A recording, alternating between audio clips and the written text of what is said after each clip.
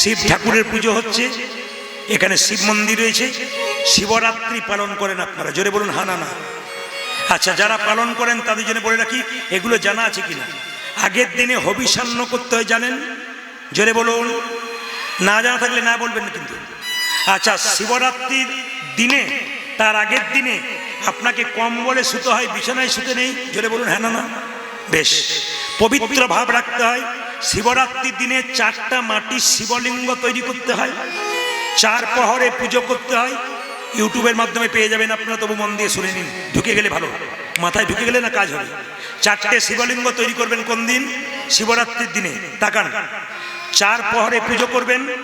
প্রথম প্রহরে একটা শিবলিঙ্গকে দুধ দিয়ে স্নান করাবেন। দ্বিতীয় প্রহরে একটা শিবলিঙ্গকে আপনি দই দিয়ে স্নান করাবেন। তৃতীয় প্রহরে একটা শিবলিঙ্গকে আপনি ঘি দিয়ে স্নান করাবেন। আর চতুর্থ প্রহরে একটা শিবলিঙ্গকে আপনি মধু দিয়ে স্নান করবেন। জাগতে হবে, যদি জাগেন কাজ হবে। সেদিন আমি গান করছিলাম একটা জায়গাতে, কলকাতার নিউ টাউনে। একজন পুলিশ অফিসার গান শুনতে এসছে, ওদের আত্মীয় বাড়ি, ওনার স্ত্রী এসছেন। স্ত্রী বলছে, আপনার গান শোনার জন্য এলাম, রাত্রি বেশি হয়ে গেলে আমি থাকতে পারবো না। বলে কেন? ছেলের পরীক্ষা, বাড়িতে আছে, চলে যেতে হবে, রাত আমার জাগা যাবে না। পুলিশ অফিসার বললেন, তোমাকে তো জাগাতে আসেনি, তোমাকে তো উনি রাত জাগাতে আসেনি, তোমাকে উনি জাগাতে এসেছিলেন। খুব দামি কথা, আমার খুব ভালো লেগেছিল সেদিন। তোমাকে উনি রাত জাগাতে আসেনি। এত তো লোক বসে কীর্তন শুনবে, জায়গা দেওয়া যাচ্ছে না এখানে। ওনারা কিন্তু রাত জাগতে আসেনি, ওনারা জাগাতে, ইনি জাগাতে এসছেন। যদি তুমি জাগো তোমার লাভ হবে, তুমি এখানটা জাগালে তোমার লাভ হবে। অফিসার বললেন, আমি ওনাকে মনে মনে কিন্তু নমস্কার করলাম, আপনি থাকতে পারেন একটা পজিশনে, কিন্তু আপনার জ্ঞান বুদ্ধি এত সুন্দর শিক্ষা দেন স্ত্রীকে। স্ত্রী বুঝে গেল, কিন্তু বলো জাগাতে হবে, উনি জাগাতে এসছেন, রাত জাগাতে নয়। এই জন্য আপনাদের বলে রাখি, জাগতে হবে। মায়েরা তাকান, শিবলিঙ্গে জল দেবেন, দুধ, ঘি, দই, তামার পাত্রে যদি কেউ দেন, তাহলে শিব পুরাণ বলল বিষ তুল্য হয়ে গেল। তামার পাত্রে শিবলিঙ্গে আপনি দুধ, ঘি, দই দিতে পাবেন না, আপনিও নিতে পাবেন না, বিষ তুল্য। তামার পাত্রে শিবলিঙ্গে জল দেবেন, তামার পাত্রে, পিতলের পাত্রে দেবেন আপনি দুধ, ঘি, দই। যদি পারেন সবচাইতে ভালো হয় রূপোর পাত্র, সিলভারের পাত্র। প্রশ্ন করবেন, আপনি তো বলে দিলেন, কিন্তু সিলভার রূপোর পাত্র পাবো কোথায়? মায়েরা, যদি রূপোর পাত্র কেউ না পান, তাহলে শাস্ত্র বলে দিয়েছে, যদি আপনারা মাটির পাত্রে দুধ, ঘি, দই দেন, তবে আপনাদের লাভ হয়ে যাবে, জলও দিতে পারেন। এবার বলি, শিবলিঙ্গে বেলপাতা কেমন দেবেন? আস্তে, অনেকে প্রশ্ন করে, প্রদীপ বাবু শিবলিঙ্গে বেলপাতা কটা দেবো? আমি আপনাদের বলে দেই, শিব পুরাণ পড়বেন, পরিষ্কার করে বলেছে, বেলপাতা ভাঙা হলেও দেবেন, বেলপাতা ছেঁড়া হলেও দেবেন, বেলপাতা ফুটো হলেও দেবেন, বেলপাতা শুকনো ছিল গুঁড়ি করে বাবার মাথায় শিবলিঙ্গে দেবেন। বাবা অল্পতেই সন্তোষ, বাবার নাম আশুতোষ। তবে যদি আপনার এলাকায় বেলপাতা অ্যাভেলেবল থাকে, প্রচুর থাকে, তবে আপনি শিবলিঙ্গে 11টা বেলপাতা দেবেন। কেন? বাবা শিবের আরেক নাম রুদ্রদেব। সংস্কৃত ভাষায় 11কে রুদ্র বলা হয়। 11টা পাতা দেবেন, কিন্তু পাতা যখন দেবেন, পাতার ডাঁটটা কিন্তু ভেঙে দেবেন। কি বললাম? পাতার ডাঁটটা ভেঙে দেবেন। এবার বলুন তো আপনার আন্দাজ মতো কোন অংশটা দেবেন? পাতলা পিচ্ছিল দিকটা দেবেন না কঠোর দিকটা দেবেন? জোরে বলুন। পিচ্ছিল দিকটা দেবেন। কঠোর দিকটা দিলে ব্রজ্যের সমান হয়, ব্রজ্যের আঘাতের সমান হয়। তাই কঠোর দিক দেবেন না, পিচ্ছিল দিক দেবেন। এবার বলে রাখি আপনাদের, যে যেখানে বসে আছেন, শিবলিঙ্গের প্রত্যেকটি তত্ত্ব তো আপনাদের বলে দিলাম, কিন্তু একজনের প্রশ্ন ছিল, দেখবেন আমাদের হিন্দুদের মধ্যে অনেকে আমাকে বলে, প্রদীপ বাবু খুব তো লোককে বোঝাচ্ছেন, বলুন তো এত দেবদেবীর মূর্তি পুজো হয়, শিবের লিঙ্গ পুজো হয় কেন? দাদা ভাইরা বলবো না, ছেড়ে দেবো, বলে দিয়ে যাই। এটা একটা ভাইটাল প্রশ্ন, যে শিবলিঙ্গ পুজো হয় কেন, শিবের মূর্তি পুজো হয় না কেন? মায়েরা জেনে নিন। কি? আচ্ছা বলুন তো, সতী যখন দেহত্যাগ করেছিল, জোরে বলুন, তখন বাবা শিব তাকে মাথায় করে নিয়েছিল না কাঁধে করে নিয়েছিল? জোরে বলুন। বাহ, কাঁধে। বাবা শিব কাঁধে করে নিয়েছিল। আচ্ছা বলুন তো, শরীরের 108টা অংশ পৃথিবীর 108টা জায়গায় পড়েছে, তার মধ্যে 51টা অংশ ভারতবর্ষে পড়েছে, 51 পীঠ হয়েছে। তো লক্ষ্য করুন, সবাই তাকাবেন আমার দিকে, দেখবেন শিব যখন সতীকে কাঁধে করে নিয়ে যাচ্ছে তখন শিব দিগম্বর মূর্তি ধারণ করেছিল। দিগম্বর মানে কি মা? তখন তার কাপড় খুলে গিয়েছিল, উলঙ্গ হয়ে ছুটছে পাগলের মতো, জ্ঞান দিক বিদিক শূন্য হয়ে ছুটছে। কেন? সতীর জন্যে, সতীকে কাঁধে নিয়ে। তখন কি করেছে? যখন শিব উলঙ্গ হয়ে ছুটছে দিগম্বর মূর্তিতে, ঋষির পত্নীরা শিবের দিকে মুগ্ধ হয়ে তাকিয়ে আছে, শিব মূর্তির দিকে মুগ্ধ হয়ে তাকিয়ে আছে। তখন ঋষিরা বলে উঠল, ভোলানাথ তুমি দিগম্বর মূর্তিতে চলে যাচ্ছ, সীতাকে তুমি দিগম্বর মূর্তিতে দুর্গাকে নিয়ে চলে যাচ্ছ, সতীকে নিয়ে চলে যাচ্ছ। শুনে রাখো, এই যে সতীর দেহ তুমি দিগম্বর মূর্তিতে নিয়ে চলে যাচ্ছ, আমাদের স্ত্রীরা তোমার দিকে তাকাচ্ছে, আমি তোমাকে অভিশাপ দিলাম, তোমার লিঙ্গ মাটিতে খসে পড়বে। অভিশাপ কে দিল? ঋষিগণ। যখন লিঙ্গ মাটিতে পড়লো তখন সিদ্ধান্ত নিল, আজ থেকে শিবের মূর্তি পুজো হবে না, শিবের লিঙ্গ পুজো হবে। তাহলে এই লিঙ্গটাকে স্থাপন কোথায় করবে? মায়েরা, আমি বললাম 51 পীঠ আছে ভারতবর্ষে, মায়ের সমস্ত অংশের মধ্যে যোনি অংশটা পড়েছে কোন জায়গাতে? যদি আপনারা আসামে যান তাহলে কামাখ্যা মন্দির আছে, ওখানে মায়ের যোনি অংশটা পড়েছে, ওর মধ্যে শিবলিঙ্গটা স্থাপন করেছে। এই জন্য আপনাদের কাছে নিবেদন রইল, যখনই আপনি শিবলিঙ্গে জল দিতে যান তখন মা দুর্গার যোনি এবং বাবা শিবলিঙ্গ তার মধ্যে থাকে। এই তত্ত্বটা সুন্দরভাবে মানুষকে বোঝাতে পারবেন যে শিবলিঙ্গ পুজো আমরা কেন করি বাবার, এবং আমরা মা দুর্গার যোনি পুজো করি, একসঙ্গে যুগলে ওনারা থাকেন, আমরা পুজো করি। তবে যখন শিবলিঙ্গ আপনি পরিক্রমা করবেন তখন হাফ বার করবেন, অর্ধেক বার। এতটা শিবলিঙ্গ তো এখান থেকে এতটা, এখান থেকে এতটা পেরিয়ে যাবেন না, এটা হচ্ছে হাফ বার, অর্ধেক বার পরিক্রমা। আর বেলপাতা সোমবার দিন তুলতে নেই, সোমবার দিন দেন, সোমবার দিন তুলতে নেই, আগের দিন তুলে রাখতে হয়, জলে ভিজিয়ে রাখতে হয়, তারপর দিন দিতে হয়। আচ্ছা, বাবা ভোলা কোথায় বাস করতো? শ্মশানে। কি মাখতো? ছাই ভস্ম। আচ্ছা, দুর্গা দেবী কার মেয়ে? রাজার মেয়ে। কি পরতো? সোনার মালা, সোনার বালা। তাহলে বড় লোকের মেয়ে বিয়ে করেছিল কাকে? বাবা ভোলাকে। বয়সও বহু তফাৎ, কিন্তু কিছু মনে করবেন না, এত শ্মশানে থাকতো তবু দুর্গা কিন্তু বাবাকে ছেড়ে কোনোদিন, স্বামীকে ছেড়ে কোনোদিন যায় নাই। আর আমাদের এলাকাতে কোনো স্বামী যদি একবার বলে দেয় কিছু, রইল তোমার স্বামী। আবার কি বলে জানে, অনেক মেয়েরা বলে, আপনাদের এখানে বলে না, আমাদের ওইদিকে অনেক মেয়ে বলে, কি বলে, আমার মতো মেয়ে বলে তোমার সংসার করেছিল। আবার দেখবেন অনেকে বলে, একটা ছেলের মা হলাম বলেই না কোন দিন পালিয়ে যেতাম তোমার সংসার। মানে এই আপনাদের এখানে বলে না বোধ হয়, দাদারা বলছে রোগটা সব জায়গাতেই আছে নাকি। এ সিনেমার একজন নায়ক পর্যন্ত একদিন কথাবার্তা বলছে, তখন বলছে এই কথাটি আমার স্ত্রীও বলে, মানে কাউকে ছাড়ে না। এমন বাণী আপনাদের কাউকে ছাড়ে না, না কিছু মনে করবেন না মায়েরা। তো একটু কথা বলি, তাহলে বাবা ভোলা শ্মশানে থাকতো, মা তাহলে কত ধৈর্য ধরে সংসার করেছিল। এর থেকে মায়েদের কি শিক্ষা দিচ্ছে? মা দুর্গার প্রত্যেকটা মানে যদি আপনি পড়েন তাহলে কি শিক্ষা দিচ্ছে? স্বামী স্ত্রীতে সম্পর্ক ভালো করো, অ্যাডজাস্ট করো, সংসার সুন্দর হবে। কিছু মনে করবেন না, যে যেখানে বসে আছেন। আর একটি কথা বলে দিয়ে যাই, মায়েদের একটি বটে, কি বলুন তো দাদা ভাইরা, কিছু মনে করবেন না, সামনে তো অনেকে ডবল ডবল বসে আছেন, কেউ আবার লেগে যাবেন না মারামারি। কেন বলি আমি একটু বুঝিয়ে দিই কিরকম। যেমন দেখবেন বিয়ে বাড়িতে নিমন্ত্রণ, আজকে কিন্তু বিয়ের দিন আছে না, বউভোজের দিন আছে, আজকে বউভোজের দিন, নাম করবো না, বউভোজের দিন আছে। তো সবাই লক্ষ্য করুন, যে যেখানে বসে আছেন, মেয়েটিকে স্বামী বলছে স্ত্রীটাকে, শুনছো আজকে বিয়ে বাড়িতে গেলে হয় না? যাব, আমার তো ভালো শাড়ি না। এত দেবেন তবু কিন্তু বলবে ভালো শাড়ি না। আমি আর বেশি বলবো না, ফোন করে যাবে ঘরে লাগাই, অসুবিধা আছে। যেরকম রাধা রানী কি, শ্যাম সুন্দর কি, মদন মোহন কি।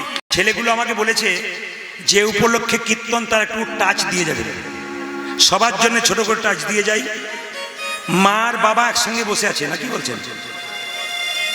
বাবা আছেন মন্দিরে, মা আছেন মন্দিরে, তার চরণতলে বাবা আছে। একটু জেনে নিন মায়েরা, মা কালীর কটা হাত? দু চারজন ভয়ে বলছে না, ইনি আরো জানতে পারে, কোথাও থাকতে পারে বলে লাভ নাই, চুপ থাকাটাই বুদ্ধিমানের কাজ। না যেটা দেখছেন সেটা বলে দিন। মা কালীর কটা হাত? তাকান, দে, কি বলছে? দে, দেবো, অভয়। এটার নাম কি? ভয় করিস না, ভয় করিস না, ভয় করিস না।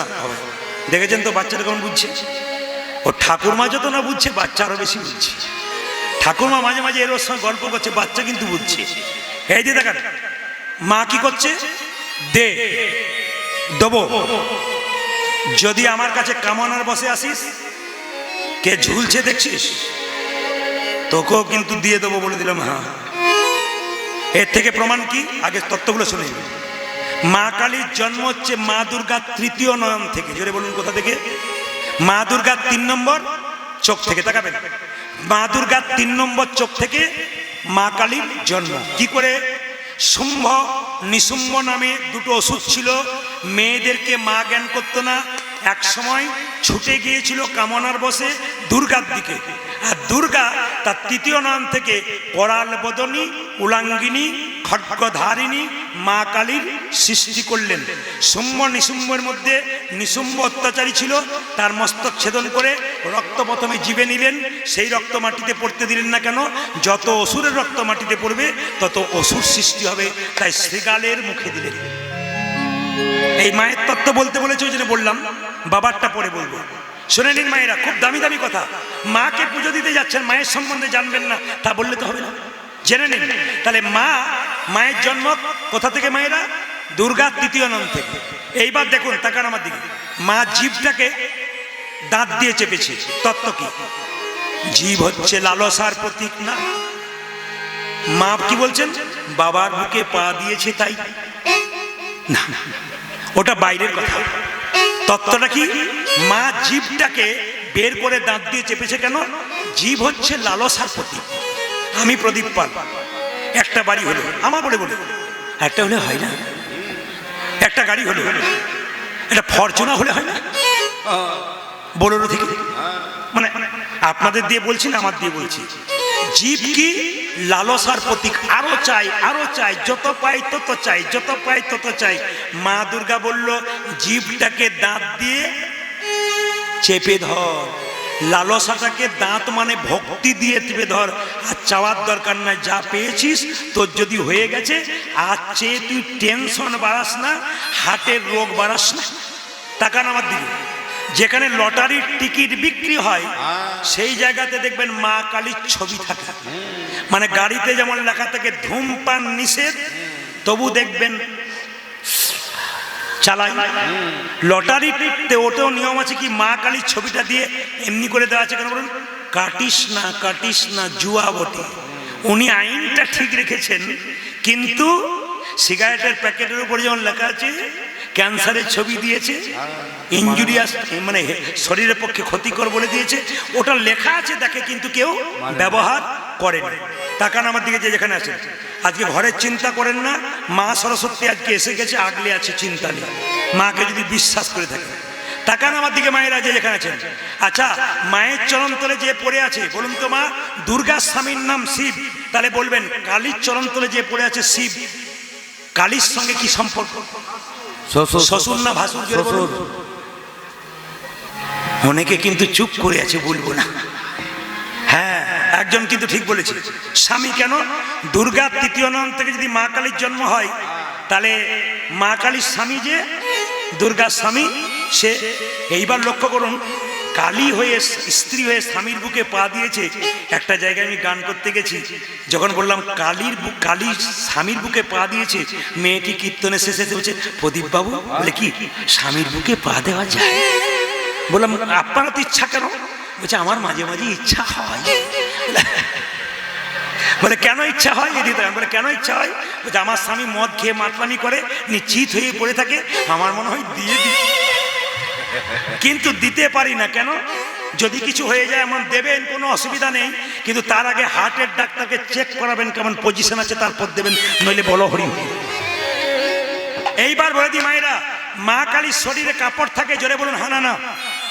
শিক্ষিত ব্যক্তিরা অনেকে বসে আছেন বাবারা, তাদের জন্য তত্ত্বটা শুনে নিন। মা কালীর শরীরে কাপড় থাকে না কেন?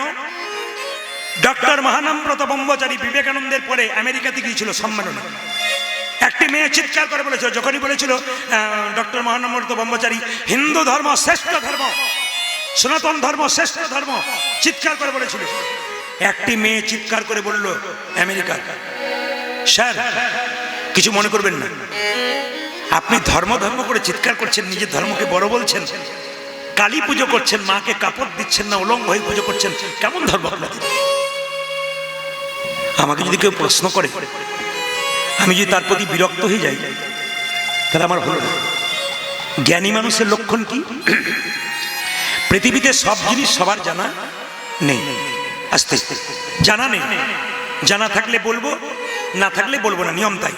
তো তাকান আমার দিকে, ডক্টর মহানম্রত ব্রহ্মচারীকে এত চিৎকার করে বলেছিল মেয়েটা, কিসের ধর্ম আপনাদের? যে কালীকে আপনারা কাপড় দেন না, উলঙ্গ হয়ে পুজো করছেন, কি ধর্ম আপনাদের? ডক্টর মহানম্রত ব্রহ্মচারী মেয়েটিকে বলেছিল, দাঁড়াও মা, তোমার রাগ হচ্ছে তো, আমার কালীকে উলঙ্গ রেখে পুজো করি তো, তোমাকে শিখিয়ে দিই। মেয়েটি বলছে, বলুন তোমার বিয়ে হয়েছে? ব্রহ্মচারী জিজ্ঞেস করো, তোমার বিয়ে হয়েছে? হ্যাঁ। ছেলে মেয়ে আছে? একটা আছে। কত বয়স? বলে 3 বছর। আচ্ছা মা, কিছু মনে করো না, তুমি অন্ধকার রাত্রিতে কোনো গাড়ি ঘোড়া পাওনি, তোমার বাড়ি যাচ্ছ বাচ্চাটাকে কোলে নিয়ে, সেই সময় 4 জন গুন্ডা যদি তোমার ছেলেটাকে ছিনিয়ে নিতে আসে, তুমি কি ছেলেটাকে দেবে? মেয়েটি বলছে, প্রাণ লড়িয়ে দেবো, জান লড়িয়ে দেবো, ছেলে দেবো না। আমি মা, দেবো কেন? তাদের মরতে হয় মরবো, ছেলে দেবো না। বেশ, আচ্ছা মা বলো তো, 4 জন গুন্ডা মিলে তোমার ছেলেকে টানছে, তুমিও টানছো, সেই সময় তোমার যদি কাপড়টা খুলে যায়,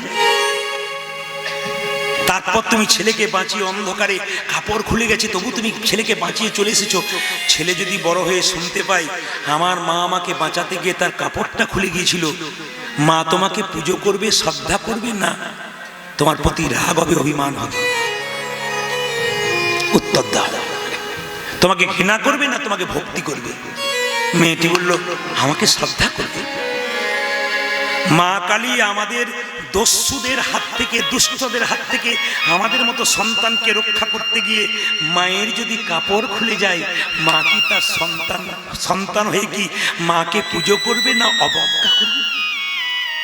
আমাদের কালী মাতা যে দুষ্টদের দমন হাত থেকে, অসুরদের হাত থেকে আমাদের রক্ষা করতে গিয়ে মায়ের কাপড় খুলে গিয়েছিল, মা কি কখনো, আমরা কি মাকে অবজ্ঞা করতে পারি?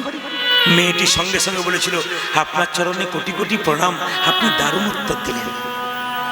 বলে যায় আপনাদেরকে, আপনাদের বাড়িতে যাদের ছোট ছোট বাচ্চা আছে, আস্তে, যে মায়েদের ছোট ছোট বাচ্চা আছে, একটা শিক্ষা দিয়ে যাবো, শুনে নেবেন।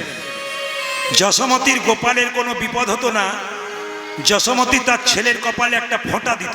এই যে যাদের ছোট ছোট বাচ্চা স্কুলে যায়, সে মাগুলো শুনবেন, আপনার বাচ্চার বিপদ হবে না, যশোমতী যেটা করতো আমি সেটা বললাম। যশোমতীর গোপাল বনে বনে ঘুরে বেড়াতো, কোনোদিন কোনো রাক্ষসী তাকে আক্রমণ করতে পারে না, করতে পেরেছে সবাই বিনাশ হয়ে গেছে। তা ভগবানের পন্থায় যদি আমরা চলতে পারি, আমাদের জীবন সুন্দর হবে। মায়েরা ছেলের কপালে গোবরের ফোঁটা দেন, জোরে বলুন হা না না। কাজলের, আপনাদের দেয় কিনা জানি না, আমাদের ওখানে মেয়েরা বলে, ছেলেটাকে নিয়ে যাচ্ছিস দিদি, দেখিস যেন কেউ নজর না দিয়ে দেয়। এই জন্য কি করে বলুন তো, কপালে একটা কাজলের ফোঁটা কিংবা গোবরের ফোঁটা দিয়ে দেয়। কিন্তু আপনারা কি করবেন, কপালে একটা করে হরিচন্দনের মৃত্তিকা দেবেন। প্রশ্ন করবেন মায়েরা, হরিচন্দনের, যারা ঠাকুমা হয়েছেন তারা শুনবেন নাতির জন্য, নাতনির জন্য, যারা মা হয়েছেন তারা শুনবেন কি না, হরিচন্দনের মৃত্তিকা কাকে বলে? তুলসী তলার কাঁচামাটি আর মায়ের স্তনদুগ্ধ একসঙ্গে মিশিয়ে ছেলের কপালে দিলে ছেলের কোনোদিন বিপদ হবে না। কৃষ্ণকে দশমতী মা দিত, আপনার ছেলের কপালে কি দেবেন?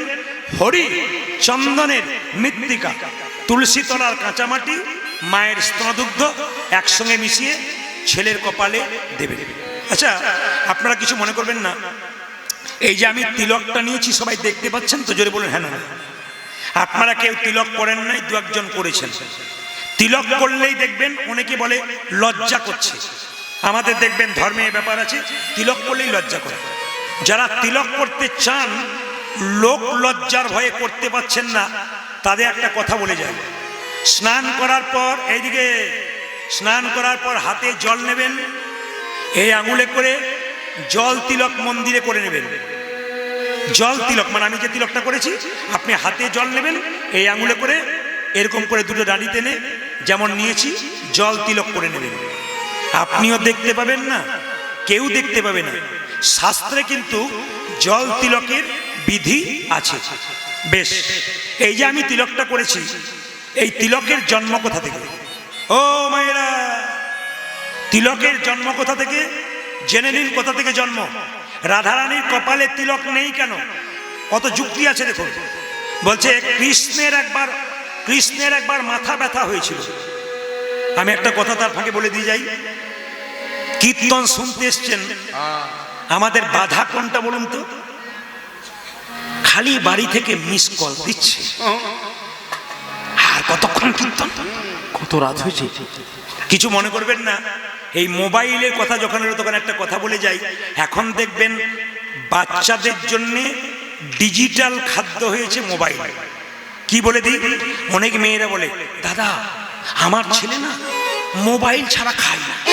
বলে কেন? একদিকে কি দেখে, একদিকে কার্টুন দেখে, একদিকে খায়। আপনি আপনার ছেলের সর্বনাশ ডেকে আনছেন। প্রমাণ দেখে নিন, এইদিকে প্রমাণ দেখে নিন। ছেলে যদি মোবাইল দেখে আর খায়, বলুন তো খাবারটা গেলে না খায়? জোরে বলুন, জোরে বলুন। খাবার গেলে না খায়? গেলে খায় না। খাওয়া কাকে বলে? চিবিয়ে খাওয়া আর গিলে খাওয়া। যদি আপনার বাচ্চা মোবাইল দেখে আর খায়, খাবারটা স্টোমাকে গিয়ে গোটা গোটা যায়, হজম হয়? বিচার করবেন কথাগুলো। আমি একজন বিখ্যাত পণ্ডিতের কথা বলছি। তিনি একদিন বক্তৃতা দিচ্ছিলেন আসলে, তিনি এই কথাগুলোকে তুলে ধরছিলেন। এই কথাগুলো আমি কয়েকটা মাত্র সার অংশ তুলে ধরলাম। তিনি বলছেন, বাচ্চাদেরকে যদি মোবাইল দেখাতে দেখাতে খাওয়া যায়, তাহলে বাচ্চাটাকে মা জীবন্ত আস্তে আস্তে মেরে দিচ্ছে, একবার পাক্কা। তিনি বলছেন, খুব সুন্দর, এখন বোধ লিঙ্কটা আমার ধরা আছে সুন্দর করে। তিনি বলছেন বাচ্চাকে মা মেরে দিচ্ছে আস্তে আস্তে। কেন? স্টোমাকে গিয়ে গোটা গোটা খাবার যাবে, হজম হবে না, অ্যাসিডিটি হবে, ভবিষ্যতে লিভারের প্রবলেম হবে। মা আস্তে আস্তে ছেলেকে নষ্ট করছে। ছেলে মোবাইল দেখতে ব্যস্ত, মা ফাঁকে কাজ করে নেয়। বাড়িতে তার মামা এসছে, একবার প্রণাম করে আয়, সে কিন্তু বিরক্ত হয়ে যায়। ছেলে দেখবেন মোবাইল পেলে কিছু জিজ্ঞেস করলেই বিরক্ত হয়ে যায়, এইদিকে এইদিকে বিরক্ত হয়ে যায়। আর দেখবেন আমাদের জন্যে মোবাইলটা কিন্তু ফোমো রোগ হয়েছে। ফোমো, ফোমো মানে কি? FOMO। ফোমো মানে 5 মিনিট যদি মোবাইলটা হাত ছাড়া,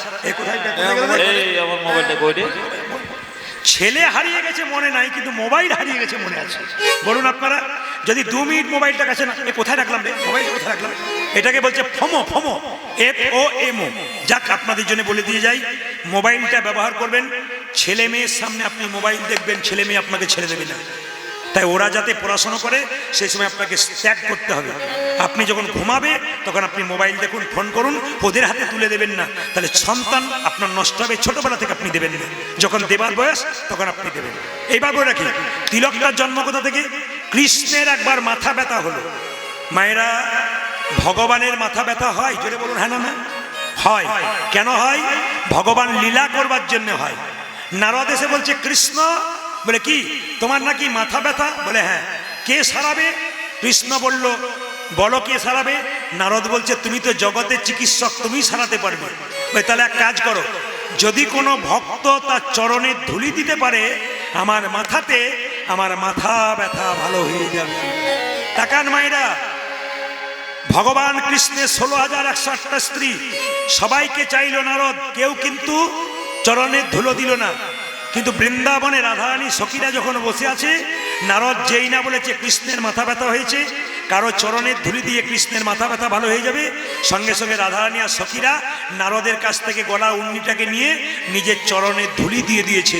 আর কৃষ্ণ চরণ ধুলিটা মাথায় নিয়ে তার মাথা ব্যথা ভালো করেছে, এবং সেই চরণ ধুলিটা ব্রজের মাটিতে ফেলে দিয়েছে। তার থেকে যে তিলক হয়েছিল, সেই তিলকটার নাম হলো গোপী তিলক। ভগবান শ্রীকৃষ্ণ সেই তিলক মাথায় নিলেন। রাধারানীর যেহেতু চরণের ধুলো থেকে তিলক, গোপীদের চরণের ধুলো থেকে তিলক, ওই জন্য রাধারানীর কি লক্ষ্য করুন, রাধারানী সেই তিলকটা, চরণের তিলক নিজের নেয় না, কিন্তু কৃষ্ণ নিল। কেন? জগতের ভক্তকে তিলক নিয়ে বড় করে দেখালো যে ভক্ত আমার মাতা পিতা, ভক্ত আমার গুরু, ভক্ত আমার নাম রেখেছে বাঞ্ছা কল্পতরু। আচ্ছা মায়েরা এইদিকে তাকাবেন, এই যে তিলকটা দেখছেন, সবাই তিলক করবেন পারলে। প্রশ্ন করবেন কেন করব, যুক্তি দেখান। বলছে আমাদের 7টা চক্র আছে, তার মধ্যে আজ্ঞা চক্র দুটো ভুরুর মাঝে।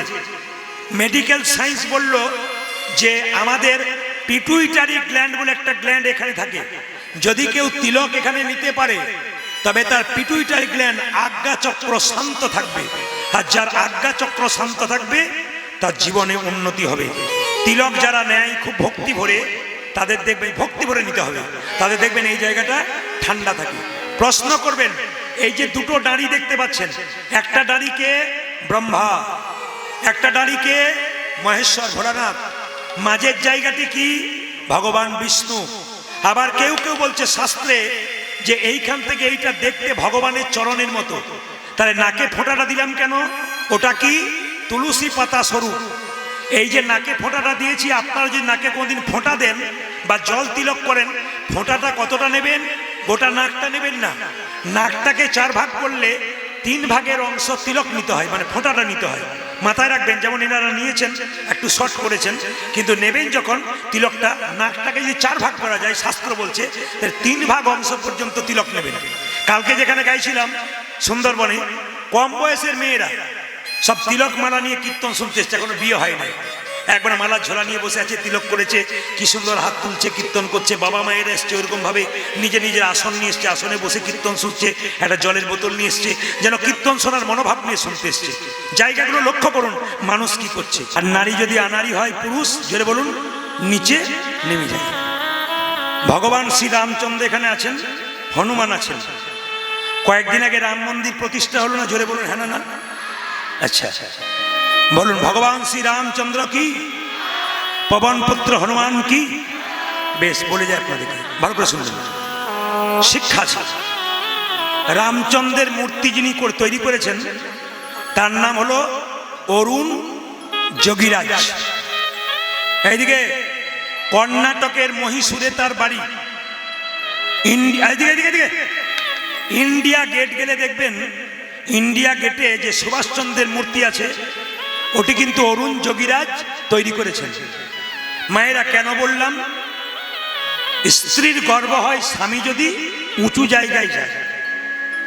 অরুণ যোগীরাজ রামের মূর্তি তৈরি করেছেন বলে স্ত্রী খুব গর্ব করে বলেছিলেন, আমি ভগবানের কৃপায় এরকম স্বামী পেয়েছি যার হাতে ভগবান রামচন্দ্র তৈরি হলো। তার স্ত্রীর নাম হচ্ছে যোগিতা যোগীরাজ, জানবেন আপনারা, স্ত্রীর নাম যোগিতা যোগীরাজ। তিনি অরুণ যোগীরাজ খুব কম বয়স, কিন্তু একটা ছোট্ট বাচ্চা আছে। তো যোগিতা যোগীরাজ বলছেন 6 মাস, এই যে মাসি বাদ চলে যাবে, ওই জায়গাটা বাদ চলে যাবে, সামনে যারা বসে না পাকা ছাত্র হয়। এই যে দেখান, যোগিতা যোগীরাজ বলছেন 6 মাস ধরে রামের মূর্তি তৈরি করেছিল। তো 6 মাস অরুণ যোগীরাজ বিছানায় শুই নাই, নিচে সাধুর মতো শুয়েছিল। ত্যাগ ছাড়া ভগবানের কৃপা হয় না। তাকাবেন এইদিকে, শুধু তাই নয়, বলছে 6 মাস ধরে কোনো অন্ন খাই নাই, শুধু ফল দুধ খেয়েছিল। ত্যাগ নইলে ভগবানের মূর্তি তৈরি করতে পারে? কেমন ছেলের জন্ম দিয়েছে তার বাবা মা। কিন্তু একটা ছোট কথা আপনাদের বলে দিয়ে যায়, আমাদের আবার সমস্যা অনেক আছে। কি বলুন তো, মাংসের দোকান করেছে, ওপরে লিখেছে শ্রীকৃষ্ণ ব্রয়লার সেন্টার। দেখবেন আপনারা, আপনাদেরকে নাই, শ্রীকৃষ্ণ ব্রয়লার সেন্টার, গোটা 230, এ কাটা 230 আর গোটা 110। শ্রীকৃষ্ণের নামে মাংসের দোকান। বেশ। 2, চটির দোকান খুলেছে, প্যাকেটটার ওপরে আর দোকানের উপরে লিখেছে চৈতন্য শু হাউস। আপনি জুতোটা নিয়ে আসছেন প্যাকেটের ভেতরে, প্যাকেটের উপরে চৈতন্য লেখা আছে, যে দোকানটা খুলেছে চৈতন্য দিয়ে তারও চৈতন্য নাই, আর আপনি জুতো কিনে ফিরছেন চৈতন্য লেখা আছে, ভেতরে জুতো জোড়া ভরা আছে, আপনারও চৈতন্য নাই। বিচার করবেন আপনারা যে যেখানে বসে আছেন। আচ্ছা, এদিকে এদিকে এদিকে তাকাবেন, কতগুলো সমস্যার কথা বলি আপনাদেরকে।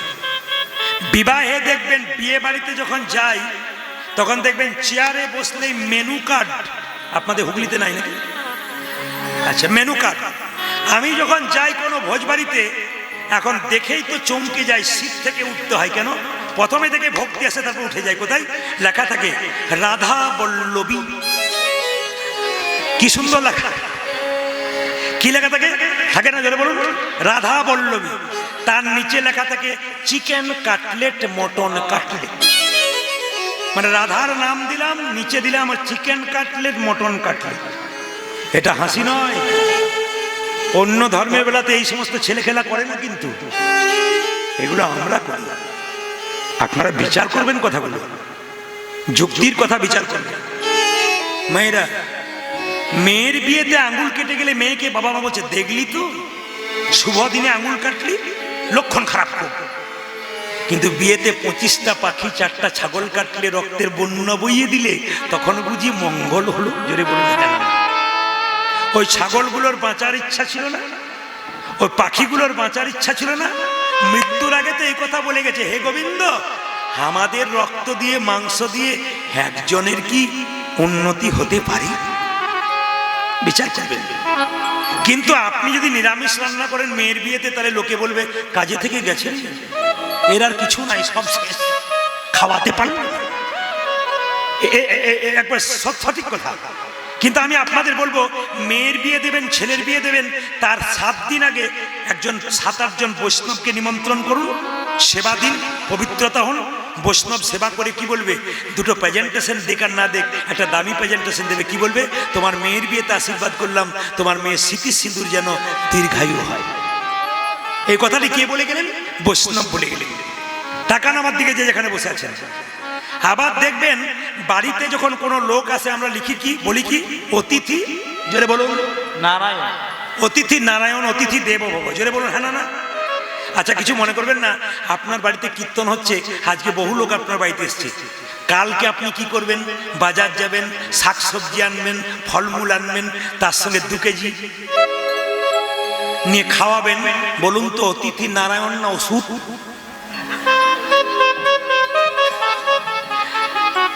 আচ্ছা, কীর্তন হচ্ছে, আপনার স্তব্ধ হয়ে বসে আছেন কেন? এ সব জায়গাতে এরকম খালি হাঁ করে তাকিয়ে থাকে, এরপরে কোন ছক্কা মারবে? পুরুলিয়াতে গান গাইছে একজন মাস্টারমশাই, বলছে আপনার তো খালি ছক্কা মারার মতো ব্যাপার, খালি ওয়েট করে থাকি কখন ছক্কাগুলো মারবে। না না, ছক্কা নয়, এগুলো শিক্ষা। আপনারা সবাই লক্ষ্য করুন যে যেখানে বসে আছেন। আবার দেখবেন এক জায়গাতে, কিছু মনে করবেন না, এক জায়গাতে দেখবেন, আপনার তাকান আমার দিকে, এক জায়গাতে দেখবেন এরকম করে হাত দিয়ে বলে, যাহা বলিব সত্য বলিব, সত্য ছাড়া মিথ্যা বলিব না।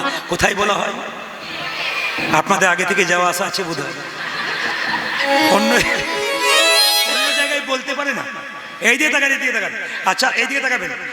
তাহলে বলি, যাহা বলিব সত্য বলিব, সত্য ছাড়া মিথ্যা বলিব না। এটা ছোঁয়ার পর থেকে দেখবেন হাজার মিথ্যা বলতে শুরু করবে। আবার দেখবেন এটার ভেতরে কি ভরা থাকে, জোরে বলুন? গীতা। আচ্ছা, গীতা বললেন তো, একজনকে জিজ্ঞেস করলাম, দাদা এটার ভেতরে কি ভরা আছে? ও তো বলছে যন্ত্র টন্ত্র কিছু একটা হবে। মানে ওনার সেকেন্ড নাই আর কি। আমরা কোথায় পৌঁছাচ্ছি আমি বলে দিই। আচ্ছা, এবার বলি, আপনারা সব বাড়িতে কার্তিক পুজো করেছেন? জোরে বলো, কদিন করেছেন? আচ্ছা বলি, কার্তিক পুজো করবার পরে কার্তিকটা কোথায় রেখেছেন?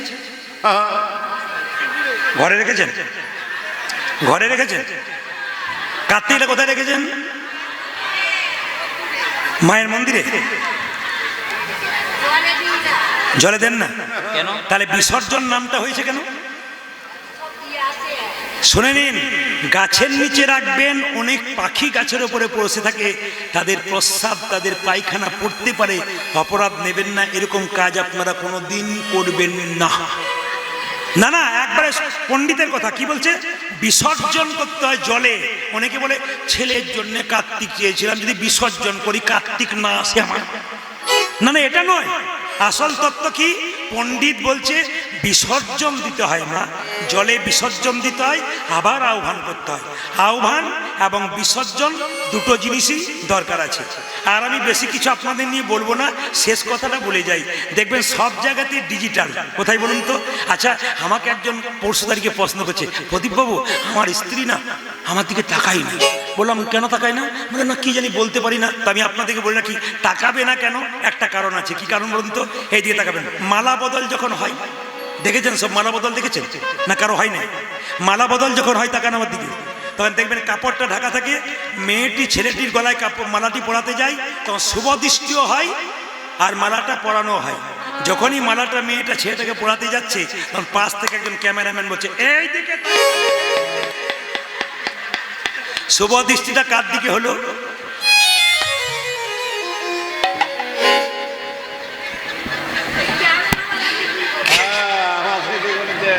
কীর্তনে যে কি মজা আছে, যদি রস ঢালা হয় তাহলে সারা সারা আপনারা যেভাবে বসেছেন তাতে আমি সিদ্ধান্ত নিয়ে নিয়েছি আজ আমি 3টে পর্যন্ত কীর্তন করবো। রাজি আছেন?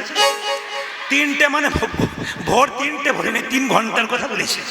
ও পেরিয়ে গেছে কোন সময়। যেটা বলুন রাধা রানী কি, শ্যাম সুন্দর কি, মদন মোহন কি, হরিবাসর কি, সাধুগুরু বৈষ্ণব কি। আপনাদের গ্রামে একজন একটি প্রশ্ন করে বসেছে, আমি আবার উত্তর দেবো কিনা সেই ভাবছি। উনি বললেন আপনার যদি এত জ্ঞান আছে তাহলে এটা বলবেন তো। বলে কি বলবো? মেয়েদের পেটে কথা থাকে না কেন? আমি বললাম ওটি আমি বলতে পারবো না, তাহলে আমার উপরে বিরক্ত হয়ে যাবে। মানে না বলবো না, ছেড়ে দেবো, বলে দিই আপনাকে, বলবো না, ছেড়ে দেবো। উনি ভালো প্রশ্ন করেছেন নাকি? তাহলে বলি মেয়েদের পেটে কথা থাকে না কেন? বাবারা শুনে নি। অভিশাপ। কার অভিশাপ? যুধিষ্ঠির মহারাজের। কার প্রতি অভিশাপ? কুন্তির প্রতি। প্রশ্ন করবেন কি করে? যেতে হবে জায়গাতে। যেমন কোন স্বামী যদি রাত্রিবেলা তার স্ত্রীকে বলে এই কথাটি কাউকে বলো না, মরণ দশা, আমি যেন বলে বলে বেড়াই। আমি কি নারদ নাকি এপারে ওপারে বলে বলে বেড়াবো? কোনো চিন্তা নেই। স্বামী সকালবেলায় ঘুম থেকে উঠবার আগে পাড়া পাড়া হয়ে গেছে। এটা কিন্তু আপনাদের নয়, সব জায়গাতে বটে। মেয়েদের পেটে কথা থাকে না। মায়েরা এই দিকে তাকান। বলছে কুরুক্ষেত্রের যুদ্ধের দিকে যেতে হবে। অভিশাপ দিয়েছে কে? যুধিষ্ঠির মহারাজ। জেনে নিন কাকে দিলেন? মা কুন্তিকে। তাকান, কুন্তি কুমারী অবস্থায় কর্ণের জন্ম দিয়েছিল। তত্ত্বটা ভালো করে জানতে হবে। কুন্তি কুমারী অবস্থায় আস্তে কর্ণের জন্ম দিয়েছিল। কেন? কুন্তি যখন কুমারী ছিল তার মা বাবা শিখিয়ে দিয়েছিল বাড়িতে কোনো অতিথি সাধুগুরু বৈষ্ণব এলে কিছু চেয়েও না, খালি সেবা দিন। আপনার মেয়েকে শেখাবেন, আপনারা আপনার ছেলেকে শেখাবেন। আমার 2টি কন্যা আছে, তো যখন বাজারে যাই ছোটটি খুব চালাক। সে খালি বলে বাবা একজন ভিখারি আজকে ভিক্ষা চাইছিল। আমি বললাম তোমাকে ভিক্ষা দেবো না, তুমি তোমার খিদে পেয়েছে, তুমি 10 টাকা চাইছো মুড়ি খেতে, চলো তোমাকে 20 টাকার খাওয়াবো, দোকানে চলো। ও কিন্তু খালি বলে আমাকে দিয়ে দাও মা, আমি পরে খেয়ে নেব। আমার শোন, দিতে হয়। কেন? ভিখারিটার বাড়িতে নাতি নাতনি আছে, কিছু কিনে নিয়ে গিয়ে সবাই মিলে খাবে বলে হয়তো চাইছে, নিজে খেতে পাচ্ছে না, দিবি। দেয় তারা প্রত্যেক জায়গাতে। আমি তীর্থস্থানে গেলে আপনারা দেখবেন, আমি মায়াপুর গিয়েছিলাম, ছবি দেখবেন আপনারা ইউটিউবের মাধ্যমে ছেড়েছে, দেখবেন প্রতিটি ভিখারি যারা বসেছিলেন সবাইকে আমি কিছু করে দিয়ে গেছি। আমি গিয়েছিলাম তারাপীঠ, প্রতিটি ভিখারিকে কিছু কিছু করে দিয়েছি, কাউকে কিন্তু অবমাননা করিনি। কেন? কিছু আপনার সামর্থ্য অনুযায়ী কিছু দিতে হয়। যেমন পারবেন আপনি, 1 টাকা পারবেন, 2 টাকা পারবেন, 5 টাকা পারবেন, সবাইকে দেবেন। না পারলে যদি কাউকে দিতে না পারেন, খোঁড়া দেখবেন, পঙ্গু দেখবেন, চোখে দেখতে পায় না, অনেক বৃদ্ধ, এগুলোকে আগে দেবেন। কেন? এগুলোকে দিলে লাভ আছে। দ্রৌপদী খুব সেবা করতো। একবার দুর্বাসা মুনি এসেছে সেবা করতে, দুর্বাসা সেবা করেছে। দুর্বাসা বললো আমি ঋষি মানুষ, সেবা করলে বর চাইতে হয়, আমি বর দেবো। বলছে না বাবা, আমার মা বাবা শিখিয়ে দিয়েছে বর চাইতে নেই, কি সেবা করে যাবে। বলছে তুমি না চাইলেও মা তোমাকে বর দিয়ে যাব। কি বর দেবে তুমি? একটা মন্ত্র তোমাকে শিখিয়ে দেবো, এই মন্ত্রের দ্বারা তুমি যে দেবতাকে ডাকবে সেই দেবতা তোমার কাছে আসবে। এই যে এই মন্ত্রের দ্বারা তুমি যে দেবতাকে ডাকবে সেই দেবতা আসবে। মায়েরা, কুন্তি মন্ত্রটা নেওয়ার পর অনেকদিন চাই নাই, একদিন মনে মনে ভাবছে একবার টেস্ট করে দেখলে হয় না। ডেকে ফেললো কাকে? সূর্যদেবকে ডেকেছে। আর সূর্যদেব দিব্যাঙ্গ রূপ ধারণ করে মহা সুন্দর রূপ ধারণ করে এসে দাঁড়ালেন কার কাছে? কার কাছে মায়েরা? কুন্তির কাছে। কুন্তির কাছে। কুন্তি সঙ্গে সঙ্গে বলল, কুন্তি সেবা করতো কুমারী অবস্থায়, কুমারী অবস্থায় কুন্তি সেবা করতে ভালোবাসত। দুর্বাসা মুনি বলল, তোমাকে মন্ত্র দিলাম। কুন্তি মন্ত্র বলে কাকে ডাকলেন? জোরে বলুন। সূর্যদেবকে। সূর্যদেব এলেন সুন্দর রূপ ধারণ করে, তাকাবেন আমার দিকে। যেই না এসছে, ললনা আসি আছি আমি তোমার ডাকে, কিবা দেব প্রার্থনা। একই, আমি তো কুমারী মেয়ে। কুন্তি বলছে, আমি কুমারী মেয়ে, তুমি পুরুষ, সর্বাঙ্গ সুন্দর পুরুষ, দিব্যাঙ্গ সুন্দর পুরুষ, তুমি যাও এখান থেকে। তুমি আমায় ডেকেছ, আমি এলাম, না ডাকলে আসতাম না। তুমি যেখানে থাকো সেখানে ফিরে যাও, আমি তোমায় চাই না। আমি মন্ত্রটাকে পরীক্ষা করে দেখলাম, না, দেবতাকে ডাকলে দেবতা কিছু দিয়ে যায়, না দিয়ে যায় না। কি কি কি কি কি কি চাও তুমি? আমি কিচ্ছু চাই না। সঙ্গে সঙ্গে সূর্যদেব বলল, আমি তোমায় আলিঙ্গন দিতে চাই। আমার ঔরসে তোমার একটি সুন্দর পুত্র জন্ম নেবে, বলবান পুত্র। কুন্তি বলে উঠলে, কথা বলবেন না, আমি কুমারী মেয়ে, আমার কুমারিত্ব নষ্ট হবে, আমার কলঙ্ক হবে। সঙ্গে সঙ্গে সূর্যদেব বললেন, দেবতার বরে কেউ কখনো কলঙ্কিত হয় না, তোমার সব কিছু বজায় থাকবে, কিন্তু তোমার একটা পুত্র সন্তান হবে। মায়েরা, সূর্যদেবের ঔরসে কুন্তির গর্ভে কুমারী অবস্থায় একটি সন্তান হলো, তার নাম কর্ণ। যাতে কেউ জানতে না পারে তার জন্যে কুন্তি কর্ণকে জলে ভাসিয়ে দিল। আর রাধা বলে এক জনকের মেয়ে, এই জনকের স্ত্রী রাধা নাম ছিল তার, রাধা তাকে কোলে কোলে নিয়ে গিয়ে মানুষ করল। ব্যাপারটা গোটাটাই জানতো কে? কুন্তি, কাউকে বলে নয়। একদিন কর্ণ নদীতে স্নান করছে যুবক অবস্থায়, তখন কুন্তিও স্নান করতে গিয়ে বলল, শোনো বৎস, তুমি আমার সন্তান, তুমি কর্ণ, কুমারী অবস্থায় তোমায় জন্ম দিয়েছি, তোমার মা আমি। চুপ করো, জন্ম দিলে মা হয় না। ওই রাধা আমাকে মানুষ করেছে, জন্ম দিয়ে, জন্ম তুমি দিয়েছো, মানুষ করেছে, দুগ্ধ দিয়েছে, ও আমার মা। বেশ, মেনে নিলাম। গোপনে বলে এসেছিল, বাবা আমার পঞ্চপাণ্ডব আর তুমি একটা, 6টা ছেলে আমার। কিন্তু দেখো, কথা দেওয়া আমার সামনে, যা যুদ্ধ যখন হবে কুরুক্ষেত্রের, তখন আমার ছেলেগুলোকে তুমি মেরো না, আমার যেন পঞ্চপাণ্ডব বেঁচে থাকে।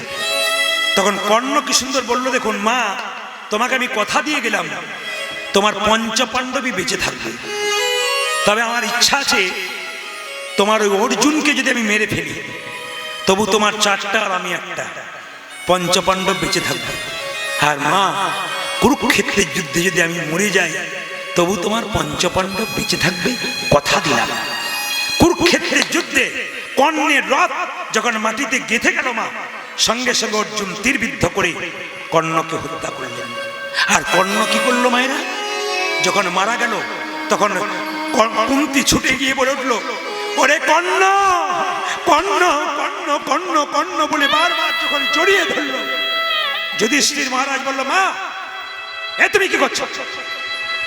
ও তো আমার বিরোধী, ও তো আমার শত্রু, ও তো দুর্যোধনের পক্ষে, কেন তুমি ওকে বারবার বারবার কর্ণ কর্ণ বলে কাঁদছো কেন? কানের কাছে গিয়ে যুধিষ্ঠির মহারাজকে বললেন, যুধিষ্ঠির, এ তোর বড় দাদা। আমার দাদা? হ্যাঁ, এ তোর দাদা। যদি দাদা তুমি বলনি কেন? বাবা, কুমারী অবস্থায় আমি একে জন্ম দিয়েছিলাম। কোনো মা যদি কুমারী অবস্থায় সন্তান জন্ম দেয়, পরের সন্তানকে সে কি খুলে কথাটা বলতে পারে? পারে না। আমি তোকে বলতে পারিনি বাবা। যুধিষ্ঠির মহারাজ বললেন, মা, তোমাকে উদ্দেশ্য করে পৃথিবীর প্রত্যেকটি নারীর উদ্দেশ্য আমার এই বাণী রইল, তুমি যেহেতু এতদিন গোপন কথাটা পেটের মধ্যে ধরে রেখেছিলে, আজ থেকে আমি প্রত্যেকটি নারীর উদ্দেশ্যে বললাম, পৃথিবীতে কোনো নারী তার গোপন কথা পেটে রাখতে পারবে না। স্বচ্ছভাবে শিখে গেলেন আপনারা, এই সুন্দর তত্ত্ব শিক্ষা আপনারা শিখলেন। যদি আবার কোনোদিন সুযোগ হয়, নিশ্চয় আপনাদের আবার শেখাবো, আবার জানাবো। আপনারা বলুন, হিন্দু সনাতন ধর্ম কি? হিন্দু সনাতন ধর্ম কি? হিন্দু সনাতন ধর্ম কি? ভগবান শ্রীকৃষ্ণ কি? ভগবান রামচন্দ্র কি? মহাপ্রভু কি? ভক্তগণ কি? এই হরিনামে আপনারা এসেছেন। হরিনাম শুনলে কি কি লাভ হবে? আগামীকাল স্বয়ং মা সরস্বতী দেবীর পূজা, একটু জেনে নিন। হরিনাম শুনলে কি কি উপকার হয়? হ রি না ম, চারটে কথা। হ মানে কি? হরণ করা। রি মানে কি? শরীরের রিপুগুলোকে। আর না মানে কি? নাশ করা। আর ম মানে কি?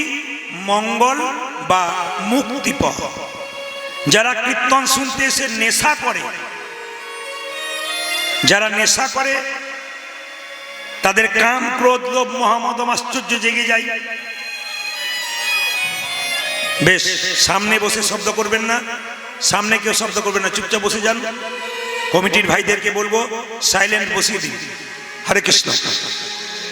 যিনি কাম ক্রোধ লোভ মোহ মদ আশ্চর্য যার শরীরে বারবার লাফালাফি করে, যদি বারবার হরিনাম শোনে, হ মানে হরণ, রি মানে রিপু, না মানে নাশ, ম মানে মঙ্গল বা মুক্তি পাওয়া। যত হরিনাম শুনবেন তত কিন্তু আপনার জীবনের মঙ্গল হবে। শাস্ত্র বলেছে শ্রবণহি মঙ্গলম, মানে যত শুনবেন তত আপনার মঙ্গল হবে। তবে একটা কথা বলে রাখি, যাদের হরিনাম ভালো না লাগে তারা বারবার বসুন, বারবার শুনুন। দেখুন, শুনতে শুনতে এক সময় আপনি এমন ভিজে যাবেন যে খোল করা তালে শব্দ শুনলে আর ঘরে থাকতে পারবেন না, এখানে ছুটে আসবে। এমন এমন ভক্ত আছে দেখবেন বাড়িতে বসে থাকে, খোলের শব্দ পেলেই ছুটে আসে। তো মায়েদের কাছে নিবেদন রইল যে হরিনাম শুনলে শুধুমাত্র আপনার মঙ্গল হবে তা নয়, আপনার পরিবারের মঙ্গল হবে, আপনার ছেলে মেয়েদের মঙ্গল হবে। যত দূর পর্যন্ত কীর্তনের শব্দ যাবে তত দূর পর্যন্ত মঙ্গল হবে। শুধু বলতে চাই, কালকে সরস্বতী পূজা। তা পূজা মানে কি? এই যে পূজা করবেন, মন্দিরে মায়ের পূজা হচ্ছে। পূজা মানে কি? প মানে পবিত্র, দীর্ঘ মানে উপাচার, বর্গীর্য মানে জপ, আ মানে আচার। পবিত্র উপাচারে জপ আচারের নাম হলো পূজা। এই জন্য আপনাদের কাছে নিবেদন, কীর্তন শুনতে এসে কেউ কোনো শব্দ করবেন না। যদি কেউ গল্প করেন, যেটা নেবার জন্য এসছেন তার উল্টোটা নিয়ে যাবেন। তার মানে কি? আপনি পুণ্য অর্জন করতে এসছেন কীর্তন শুনে। যদি গল্প করেন তাহলে আপনি পুণ্যের বদলে পাপ নিয়ে বাড়ি যাবেন। এই জন্যে ভগবান বলছে সংসারে তো কিচির মিচির লেগেই আছে একে অপরের সঙ্গে। হরিবাসরে এসে আবার কিচির মিচির করবি তো সংসারে কোনোদিন শান্তি থাকবে না। এই জায়গাটা শান্তির জায়গা। যে যত মনকে স্থির করতে পারবে তার জীবন সুন্দর হবে। কেন? আপনি মন্দিরে গেলেন, চারটে আপেল চারটে কলা দিলেন, জোরে বলুন মায়েরা, ভগবান খায়? জোরে বলুন, ভগবান খায়? চারটে নিয়ে যাবেন, চারটেই ফেরত আসবেন। কে খেলো? আমরা খেলাম, কিন্তু ভগবানকে নিবেদন করা হলো। ভগবান খায় না, তিনি কি করেন? তিনি দেখেন তুমি যে চারটে আপেল চারটে কলা নিয়ে এলে, প্রেমের ভাবে নিয়ে এলে না অহংকারের ভাবে নিয়ে এলে। ভগবান প্রেমটুকু গ্রহণ করে আর অহংকারটুকু বর্জন করে। এই জন্য বারবার নিবেদন রইল, বাবা ভগবানের নাম শুনবেন। গতকাল উত্তর চব্বিশ পরগনার একটা সুন্দরবন এলাকায় আমি গান করছিলাম। তো যখন আমি ঢুকলাম গান করতে, তখন দেখলাম প্যান্ডেলের যে বাঁশ, ওই একটা বাঁশকে ধরে একটা ছেলে বনবন বনবন করে ঘুরছে। তো তার মা চিৎকার করে বলছে, পড়ে যাবি পড়ে যাবি, বাঁশটাকে নিয়ে ঘুরিস না। ও কিন্তু বনবন বনবন করে ঘুরছে, সবাই দেখছে, কিন্তু পড়ছে না কেন?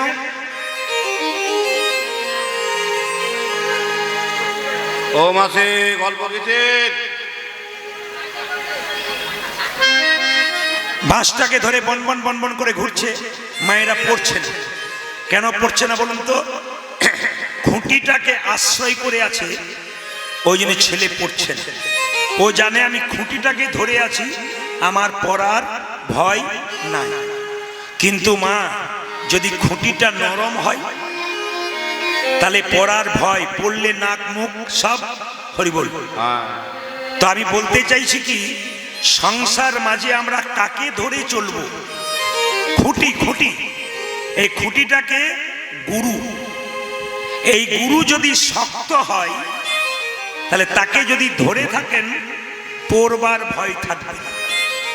শক্ত মানে ক্ষমতাই শক্ত বলি নাই, জ্ঞানে শক্ত।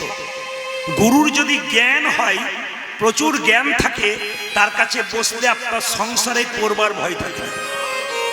শরীরের রোগ হলে আপনি ডাক্তারের কাছে চিকিৎসা করাতে যাবেন। মনের যদি কারো রোগ হয়, তাহলে আপনি কার কাছে চিকিৎসা করতে যাবেন? আমি মানসিক রোগীদের কথা বলি না। সংসারের মধ্যে মনের মধ্যে শান্তি পাচ্ছেন না, আপনি কার কাছে যাবেন?